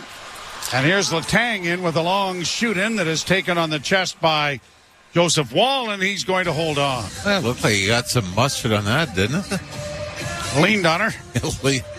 Thing just coming over the blue line and does his best Bobby Hall impression, winding up and hammering it into the midsection of Joseph Wall. The thing about your skilled players, as much as you want to get a solid 60-minute effort from them, sometimes you just need that one moment to get you back in the game, that one skilled play. Long shot wide, wraparound attempt, doesn't work. Grabbed off by Lagesson, who plays to an shot wide, wraparound attempt, doesn't work. Grabbed off by Lagesson, who plays to an open wing, and Benoit will shoot it into Pittsburgh territory. Jari out of the cage to backhand it down the boards. Crosby in a fight for the puck along the wall there with Robertson. Yarncrook couldn't help him out. The Penguins are going to slip it to the line and send it down into the Toronto end. Lagesson back of the goal. Comes away with it. Brought out at center ice now by Domi. He circles and fed it ahead on the left wing. He was heading to the bench, and so is Yarncrook. Penguins have it back in their own end. Carlson got it ahead. Turnover in the neutral zone. Leafs Nylander circling back in his own end. Willie comes to center. Flipped it in on the right side, Tavares. Tavares against the boards, ran out of real estate, ran out of the puck, and the Penguins are able to get it back into the Toronto end. Working down the boards far side is Lars Eller. Too well covered. McCabe finds some open ice. and he'll start to bring it out and decides to drop it. Nylander will carry through neutral ice. Brings it in over the line. Right wing side. Tried to slide it in front and went back of the net. Penguins, Carlson turning around and now gets it up on the left wing. And Crosby will flip it to the Toronto blue line and in. Shots are 34-30 in favor of Pittsburgh, and the score favors them by a 3-2 count. Here's Nyes. Shot hit a body in front, never reached the net. Crosby can't get it out initially, but does on second effort. And Brody has it back at his own blue line. Tried to play it in, but it's cut off. 2-on-1 break to Crosby in front of the net. Trying to shoot it. It comes into the slot.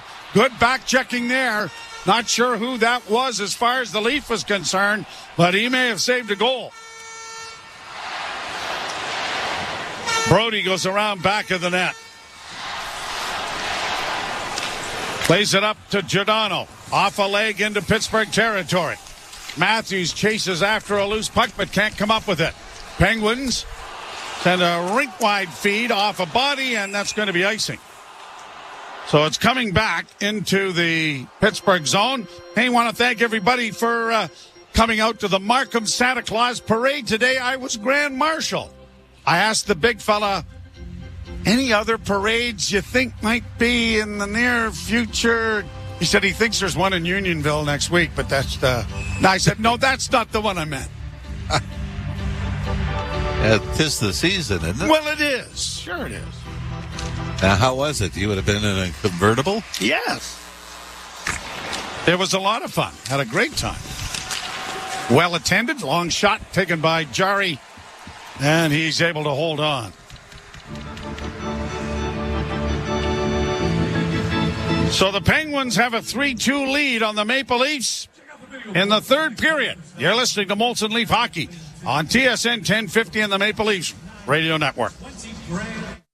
Alpine News Network is here live with one of our superheroes. The secret to my super strength? A mega calorie diet. And my super strong muscles are exactly what Ann and Kate needed. They wanted a backyard with a tiki bar. You know the vibes. They were approved for a home renovation loan. And I got these powerful hands dirty. Their backyard is now glorious. Own your home? Need a loan? Alpine Credits can help. Alpine Credits, where homeowners get approved. Just for license 12616. You've heard that sound before. A basketball going off the backboard and in. A bank shot. Well, that's actually the sound of a fan winning a Raptors jersey.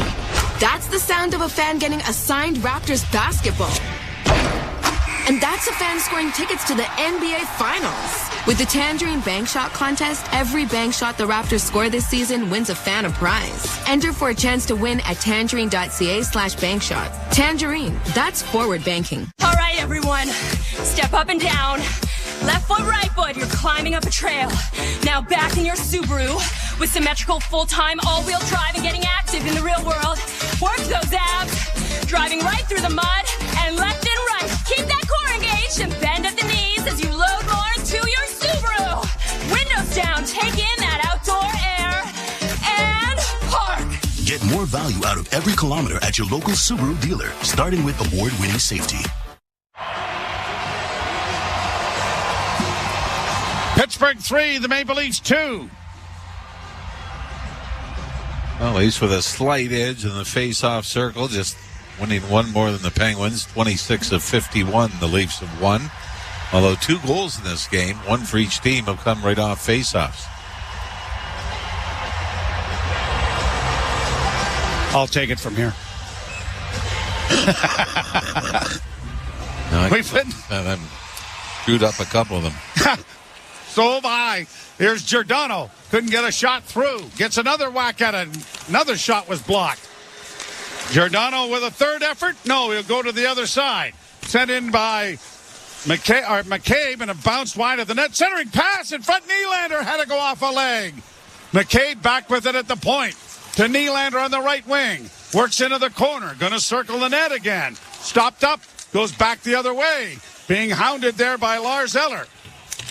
Trying to get it back to the blue line, but it's cleared out and down the ice, and it's rolling on edge. Icing? No icing. Or is there? Well, they're looking at the bench. Okay, no icing. Played back at center ice and down into the Pittsburgh end. Carlson tries to send a pass up the middle, and they get it to Crosby in neutral ice. He backhands into the Toronto zone. Matthews again to Marner, to center. Back for Matthews. Matthews a little stutter step. Tried to backhand it in front of the net. That was blocked. And the Penguins get it out at center ice. Gunsel trying to get in over the line, but was too well covered there by Brody. Played around back of the net. Nyes. Lots of skating room to his liking down the left wing boards. Works in over the line. Stops up at the half boards. Looks for a man in front. Got it there to Matthews. And the shot was stopped by Tristan Jarry. Malkin back into the Toronto zone. Round back of the net he goes. Upended. No call. Point shot from Ludwig goes to the left wing side. Dribbled in front of the goal. That was knocked away. Another pass in front by Malkin was stopped by the pad of Wall. Ludwig near side. Throws to an open corner. Benoit is there to get it out.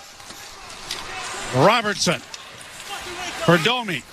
Alley-ooped high into the zone. A bouncing puck that Robertson couldn't get to before it was knocked into the corner. Lagesson keeps the puck in for Max Domi. Played around back of the net. Jarry played it to the line and out.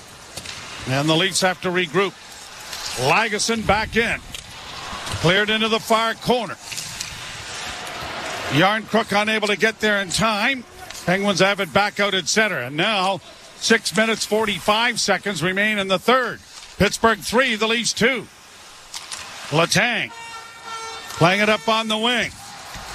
Penguins' record this year is 9-10-0. Brought in over the line by the Penguins. They drop it into the slot. A shot down his Wall. And he's going to have to be letter perfect for the next 6:26 if the Leafs are going to get a point out of this. If you would have predicted this game going this way, at the 7:48 mark of the opening period, Matthew Nyes scored to make it 2-1 Toronto. That was it for the goal scoring from a Leafs standpoint, as the Penguins have replied with two more to take a one-goal lead. But it really had the feeling of a 6-5, 7-6 game, didn't it, early on? Teams were going back and forth, trading chances. Shots were 12-10 Pittsburgh in the first 10 minutes. Shot from the point, fanned on. In fact, the stick broke. The Leafs can't take advantage of it as it bogs down at their blue line. Al McCabe through center, had it taken away. Tavares goes back to restore for the Maple Leafs. Fed it up on the left wing for Bertuzzi. Diagonal shooting into the right wing corner. And the Penguins are there to take it back around the boards. Pinching was Giordano. Helping out McCabe. Flipped it in a little deeper. Penguins will send it around back of the net. And out at center ice on the left wing, it is shot into the Toronto zone. Wall will leave it for Giordano. Mark Giordano's pass for Matthews went off a stick into the zone. Matthews unable to get there in time. Trying to pinch on the far side was McCabe, but the Penguins get it out at center and shoot it into the Leaf end. Marner. A pass for Matthews. He strides out at center. Makes the feed on the left wing to Riley. Holding the line to make it onside was Nyes. Matthews at the point into the corner for Nyes. Marner, trying to get it in front. Nyes now in the corner trying to find it. And it's off a skate. Riley trying to keep it in.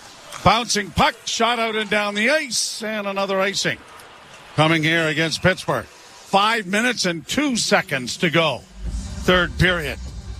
And the Leafs' big line of Matthews, Nyes, and Mitch Marner. I mean, Matthew Nyes has been the most noticeable of the three.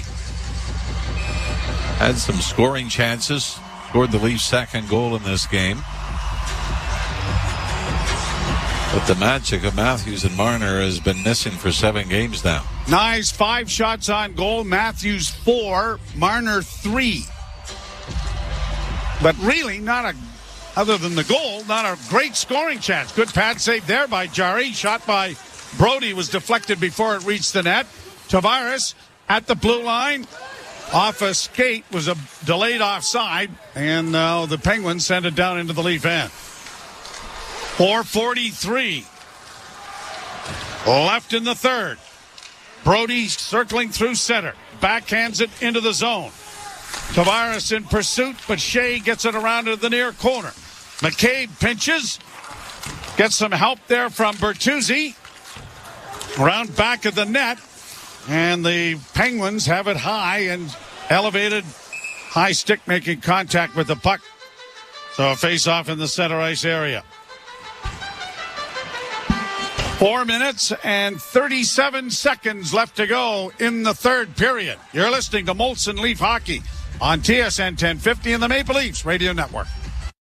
Soaring violins, electrifying guitars, and all the magic of the holidays.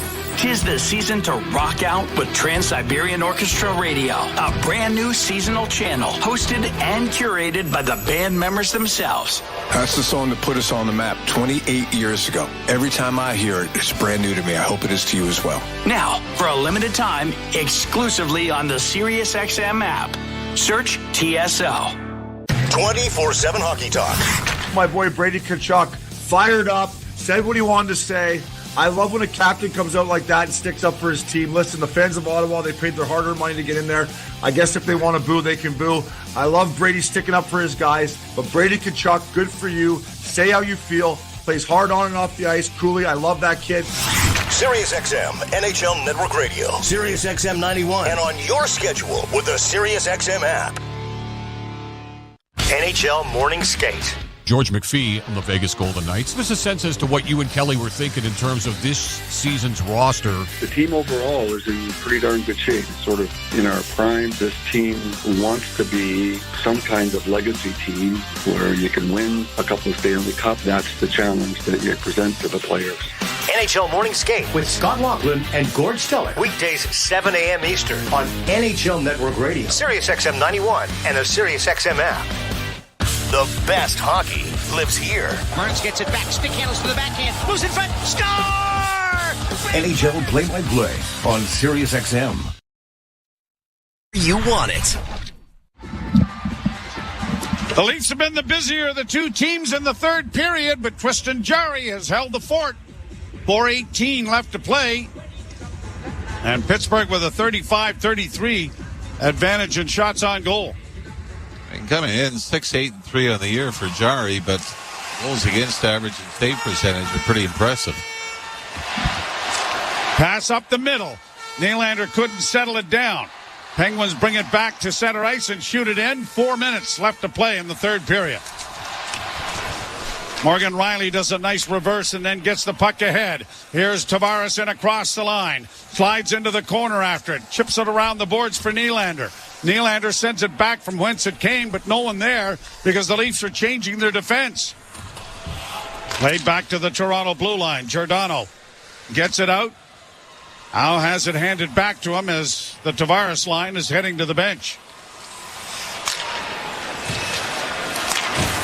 Matthews got around one. To the line in on the right side for Marner. Doesn't shoot it. Now he backhands it.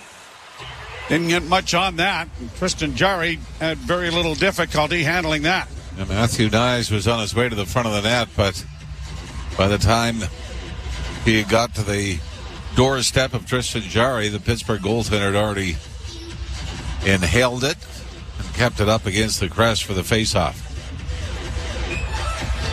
Marner hoping for a rebound, but none forthcoming. Draw one by Toronto to the point. Kept in around the boards, back of the net. Matthews couldn't knock it down on a bouncing puck. McCabe pinches to keep it in for the Maple Leafs. Puck in the near corner. Dug free. McCabe back at the point. Can't shoot it. Sends it to his defense partner. It's just shot in wide of the goal. 3 minutes to go in the third. Leafs down a goal. And it is cleared out and down the ice by Pittsburgh. And icing is going to be called as Connor Timmins gets back. Penguins credit here in the third period, even though the Leafs have had the territorial advantage. They've really been able to keep the Leafs to the outside. And the wave for Joseph Wall has been made by the coach. And they'll go with 6 attackers. 2:51 to play. The draw scrummed. Comes back to the blue line to Riley. Riley to Nylander. Back to Riley. Top at the point. Back to Willie at the near half boards. Back to Riley. He'll go to the other side.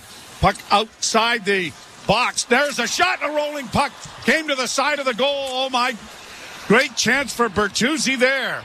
Shot towards the empty net. Went wide. Icing against Pittsburgh. Well, you'd like to see, I know you've got the extra man with the goalie pulled. Tyler Bertuzzi's the only one in front of the net.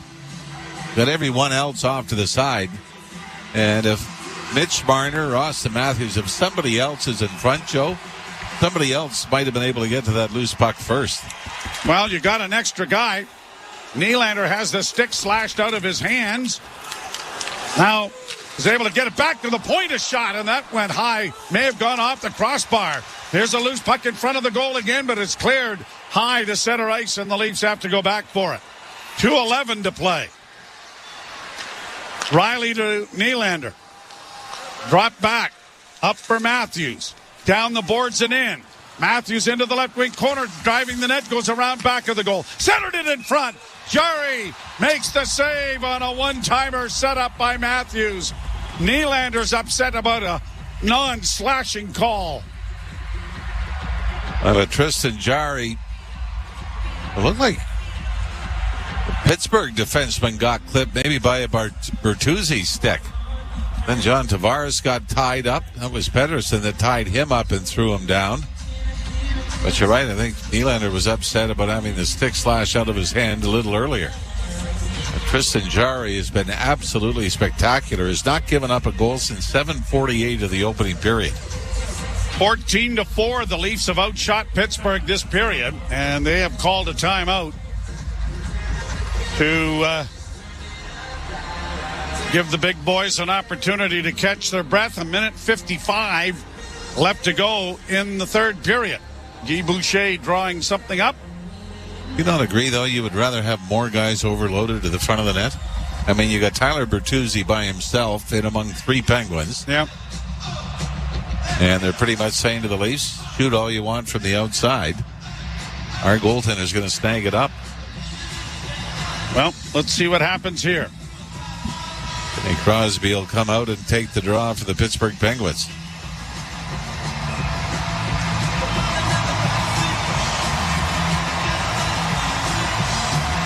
The only way you beat Tristan Jarry here is through a deflection or a scramble in front where you're hacking away at it. Nylander getting set as Crosby moves in against Tavares, and Tavares won the draw cleanly. Back to the blue line, it goes to Morgan Riley. A one-timer by Marner goes off a skate and up into the screen. They'll do it all over again in the circle to the right of Jarry this time. Mention the lack of production from Matthews and Marner. 7 games between the two of them, just 1 goal. This time they had both Bertuzzi and Tavares out in front of the net. The draw this time is won by the Penguins. Letang trying to backhand it, and he has. And it's going to go down the ice. No icing, though. They're saying that Morgan Riley was in position. Al Riley banks it ahead for Tavares. Cross the line, a long shooting goes into the left wing corner. Bertuzzi couldn't get to it. Penguins bank it out at center. 1:25 to go.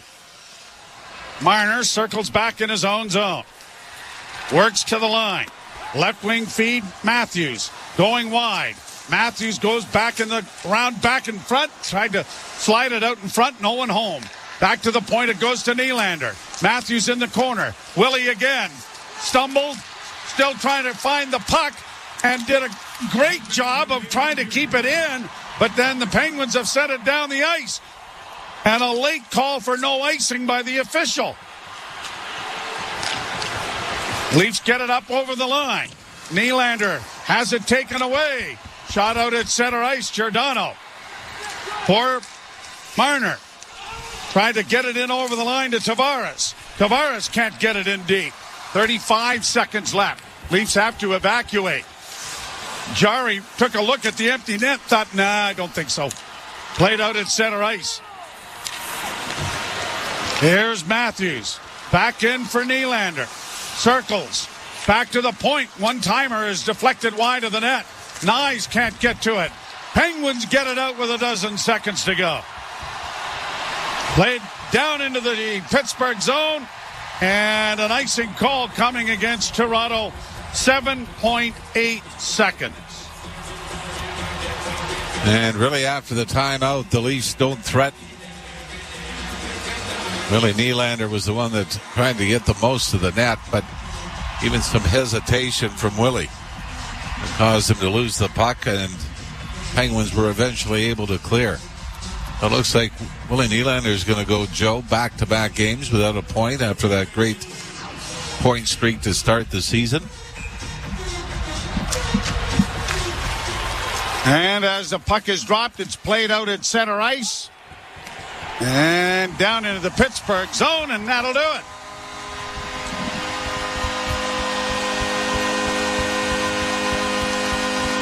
So Erik Karlsson, who the Leafs knew all about a lot when he was in Ottawa, turns to be the hero as the Pittsburgh Penguin defenseman scores his sixth late in the second period to give them a 3-2 lead.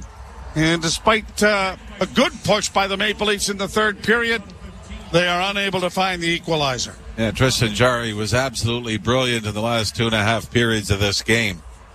But again, questions are going to be the big boys, the primary scorers.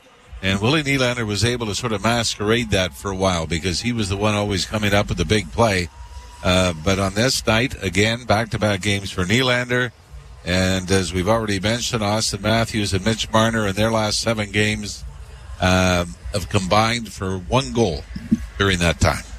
So we will ship it off to the post-game show. Jim Taddy along with Frankie Corrado, and invite you to join us on Tuesday night when the Florida Panthers will visit the Maple Leafs at Scotiabank Arena. You've been listening to Molson Leaf Hockey on TSN 1050 and the Maple Leafs Radio Network.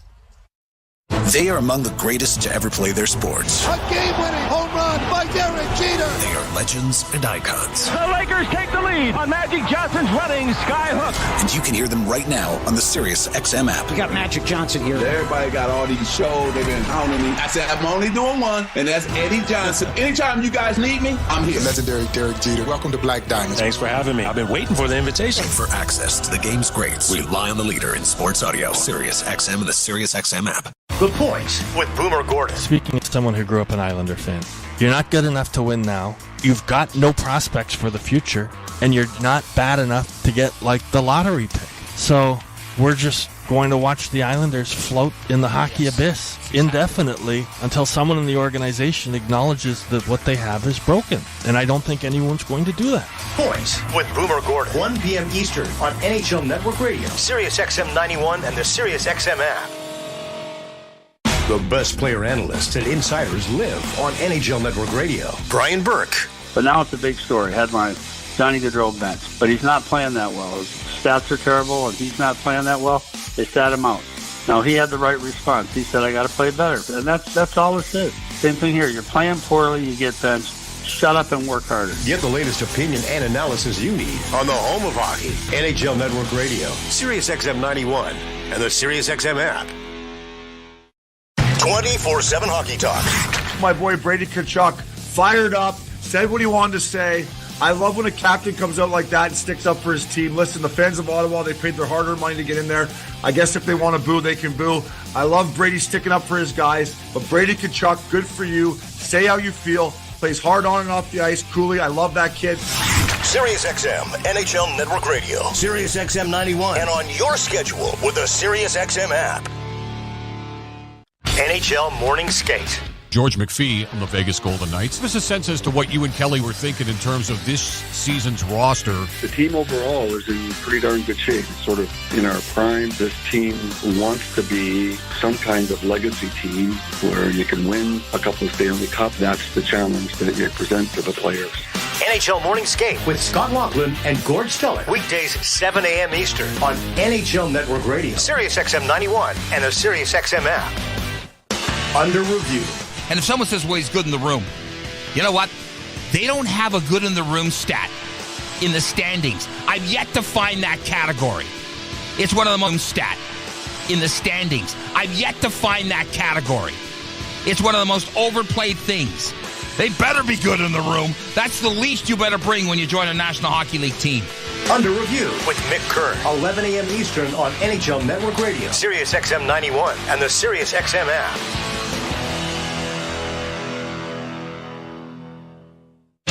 The biggest names in the game. Trying to get behind Ristolainen, walks in, put it between his legs, shoots it, score! NHL play-by-play on Sirius XM.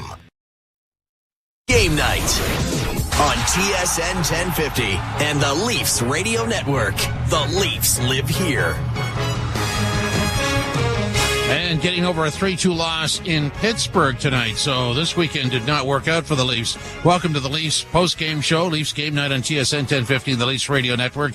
Jim Taddy, Frank Corrado, and Jimmy Ralph analyzing what didn't happen here. So 15 shots on Tristan Jarry in the third period, and he said no guy, and so there was effort there from the Leafs, but they just couldn't get it done.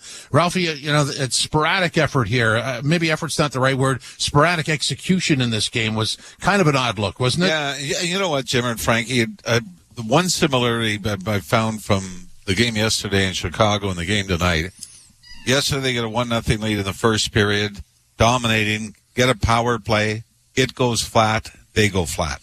And that was the same thing tonight. They've got a 2-1 lead in the first period. They go on the power play. It generates nothing. And then they flattened out. And, it ended up costing them both games. And I think that's when you start looking at your big players and say, that's where we need you. Even if you're not scoring, you get momentum from a power play instead of having it shift the other way.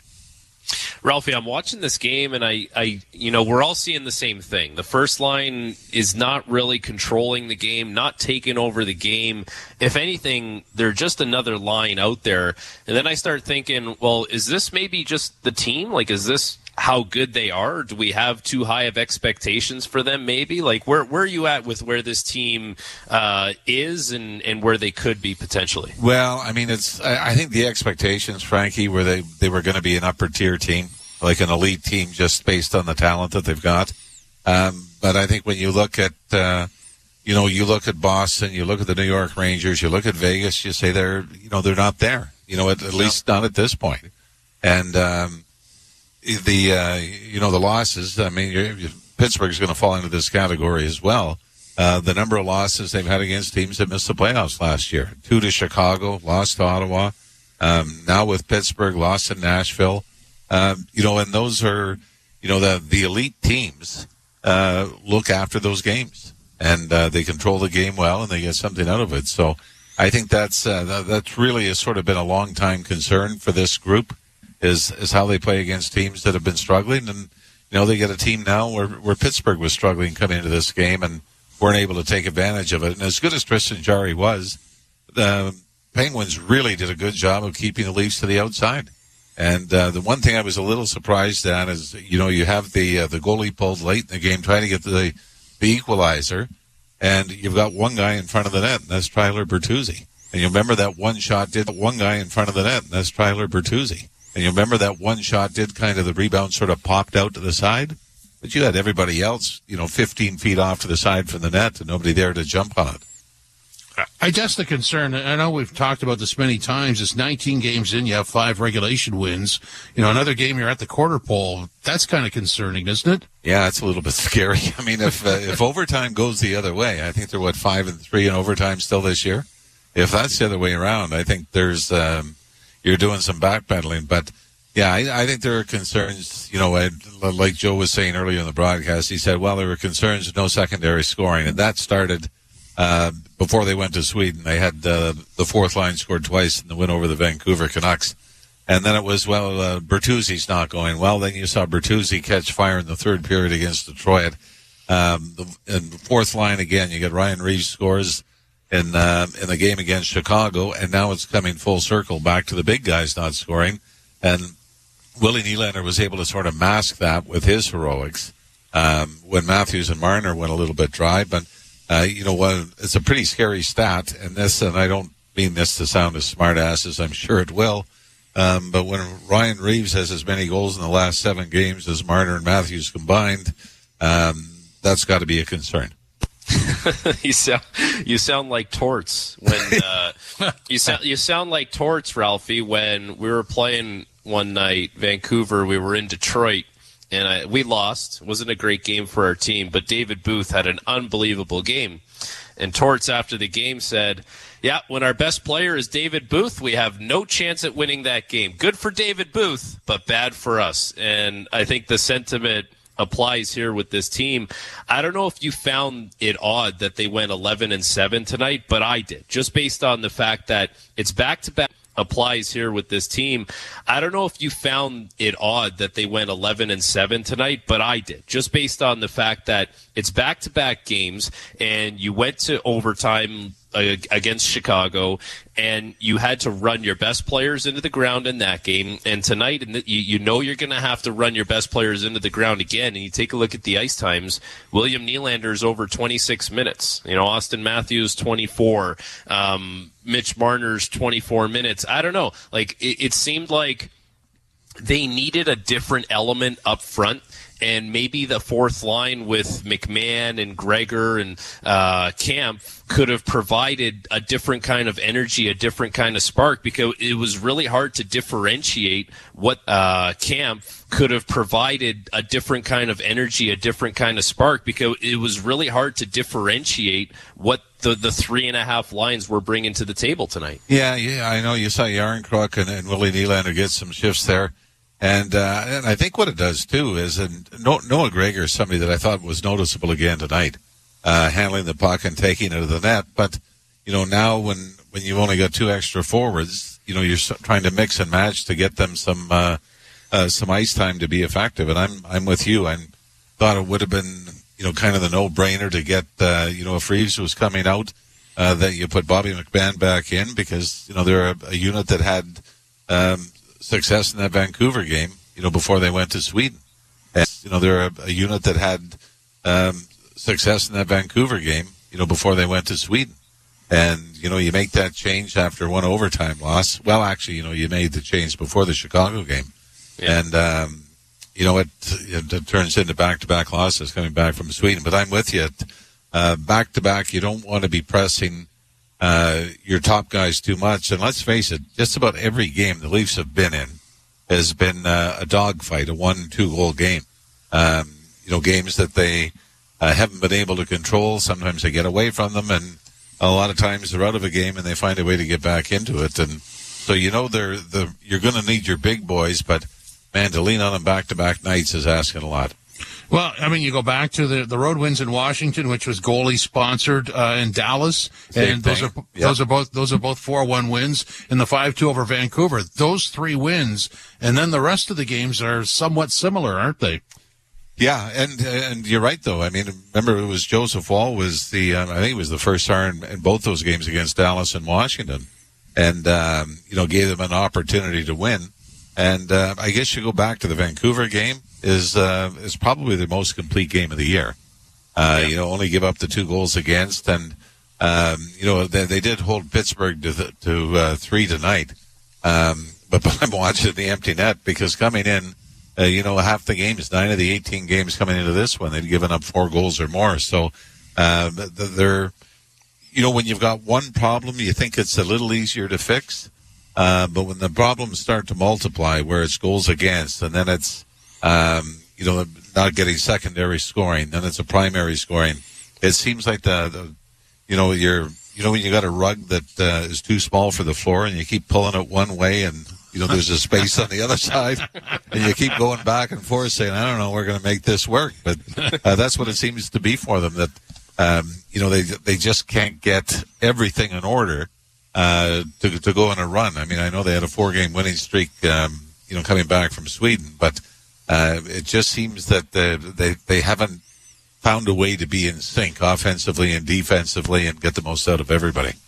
And it always depends how you win and how you lose, right? Like we talked about this before the game, if you're going again up against the Bostons or the Rangers of the world, the Vegas, and you just don't have it that night, but you really find a way to grind out a win or grind out a point, you look at that and you say, okay, the team found a way, there's resilience there, all that kind of stuff. but Terry Koshan just put out a tweet a couple minutes ago. In 19 games, the Leafs have more regulation losses, 6, than they have regulation wins, 5.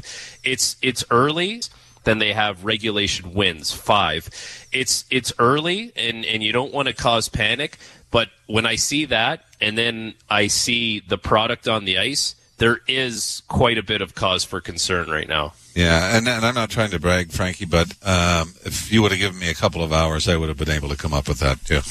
Well, maybe I don't follow 3. you on Twitter, so I wouldn't have seen it. Check in on Monday morning. And another Terry Koshan tweet has, this is the one I wanted to ask you guys. Matthews has 2 points his last 6. Marner has 3 in his past 7. So, and both of you, please answer this. I mean, what are you seeing from those two guys? Well, one of the things I'm not seeing is Austin Matthews shooting the puck. He had a couple of times where he had the puck, at his patented top of the circle. Whether it was on the power play or even strength, and he passed off. And, it's always one of those when a goal scorer goes a little bit dry, but you say, well, he's getting the chances. He's getting 5-6 good looks tonight. Eventually they're going to start going in. And, you start going past through the last few games, and you're saying, how many great scoring chances has he had? And, a lot of that has to do with the chemistry with Mitch Marner. And, you're hard-pressed to say, boy, he had a great chance here, or he was absolutely dominant. And we did see that early on in the season, obviously, when Matthews was putting up the great goal-scoring numbers. But to me, that's the one thing that it's the bigger concern is the chances and the domination seems to be gone right now.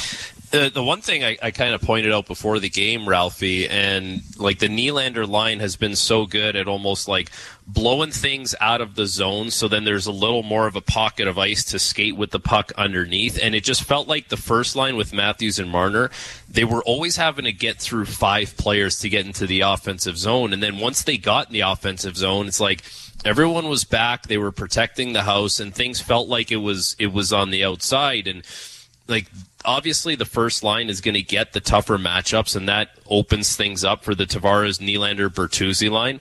But I don't see them creating enough sustained offensive zone pressure and they're not in there long enough. Like, they're not in the offensive zone long enough to start wearing teams down. And I even drew the comparison. Like, it would be nice if you could throw a line over the boards that could really hem a team in, play some heavy, hard hockey for, 30, 40 seconds, and maybe catch some tired bodies on the other team, and then throw that first line over the board so you can take advantage of those guys. It feels like right now they're always getting that tough matchup, and they have fresh legs, and it's just those lines are doing a really good job of not allowing those Matthews and Marner to get to prime scoring areas. Yeah, and you know what, and going back to something else you said in the pregame show that, and I know it sort of leads into what Jimmer started the postgame show with, you say, is this the team now?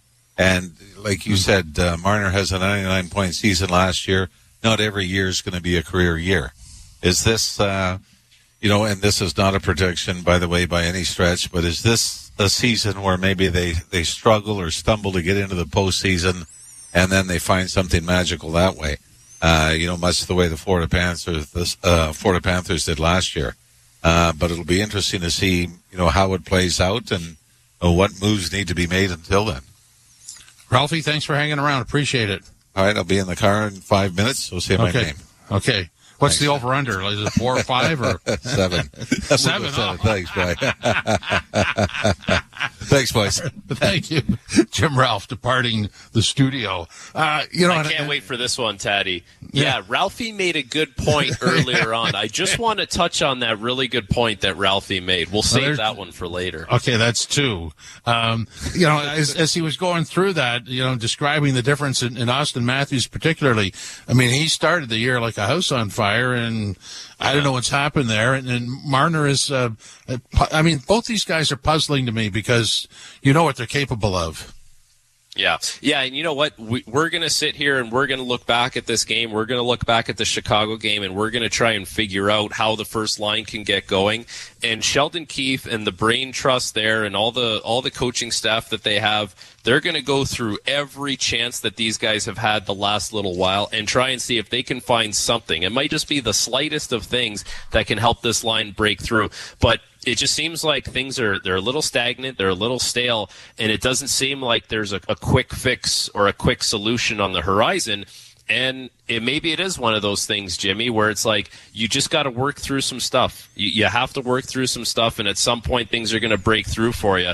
But it's tough sledding for the first line. And as you know, if the first line doesn't go with this team, there's only so far this team can go. So they're going to need those guys very shortly here if they want to put a stretch of games together where they start rattling off some wins. And I'm talking, going 7-2-1 over a 10-game stretch. Maybe you lose a couple, but then you come back with a 6-4 stretch. Like, that's what this team needs to kind of carry over here as the season goes on, because I don't know if you saw, but the Tampa Bay Lightning, they just got Andrei Vasilevsky back, and they won 8-2 the other night. Like, everyone's going to figure their game out here as the season gets going or keeps going. You don't want to fall behind. And maybe I'm not going to go there yet, but the regular season has been taken for granted here quite a bit. It's been one of those things where it's like, no, just call me in the playoffs. We know they're going to be a very good regular season team. All that matters in the playoffs. Well,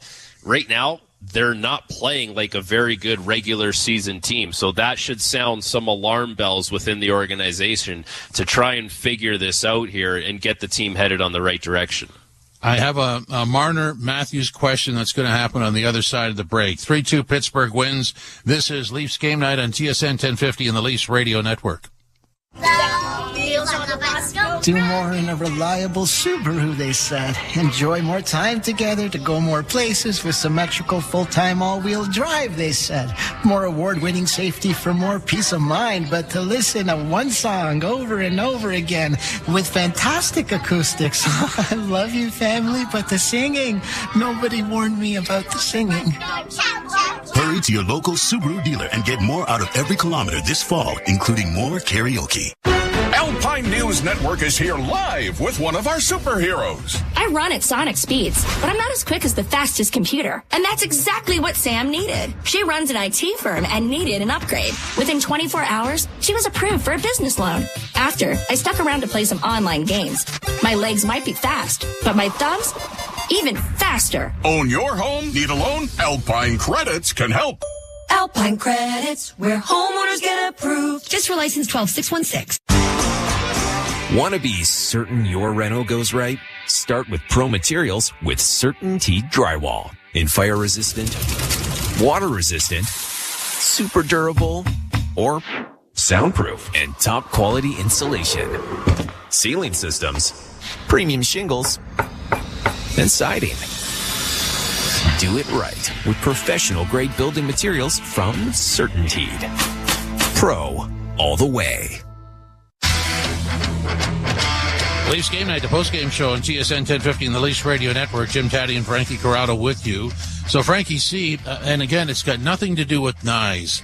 Good hockey player, scored tonight, has a great future with the Leafs. But it just seems to me that whoever plays on the left side of Matthews and Marner, sooner or later it wears Matthews and Marner out. Is there anything to that?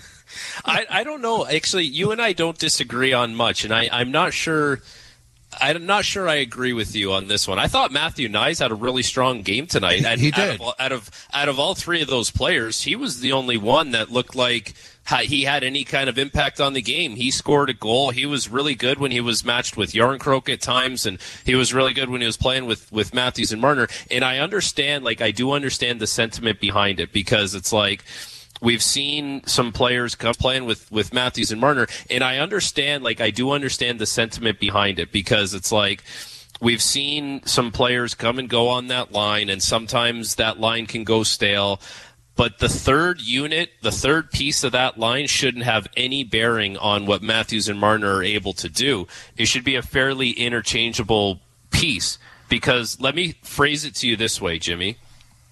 Matthews is a top 5 player in the NHL. Mitch Marner on any given list is a top 12 to 15 player in the NHL. If those two guys need a third piece to really bring that line together, I'm sorry. The issue is not with the third piece. The issue is with what's going on between those two guys. Do you agree with that? I agree with that, but sometimes it just seems like, I don't know if they're compensating to make the other guy work. I don't know. It seems to go down the same road no matter who's on that left side. Well, okay, so the Pittsburgh Penguins are a good example of that. Crosby and Gensel played together tonight with a guy named Drew O'Connor. Right. That line was good tonight.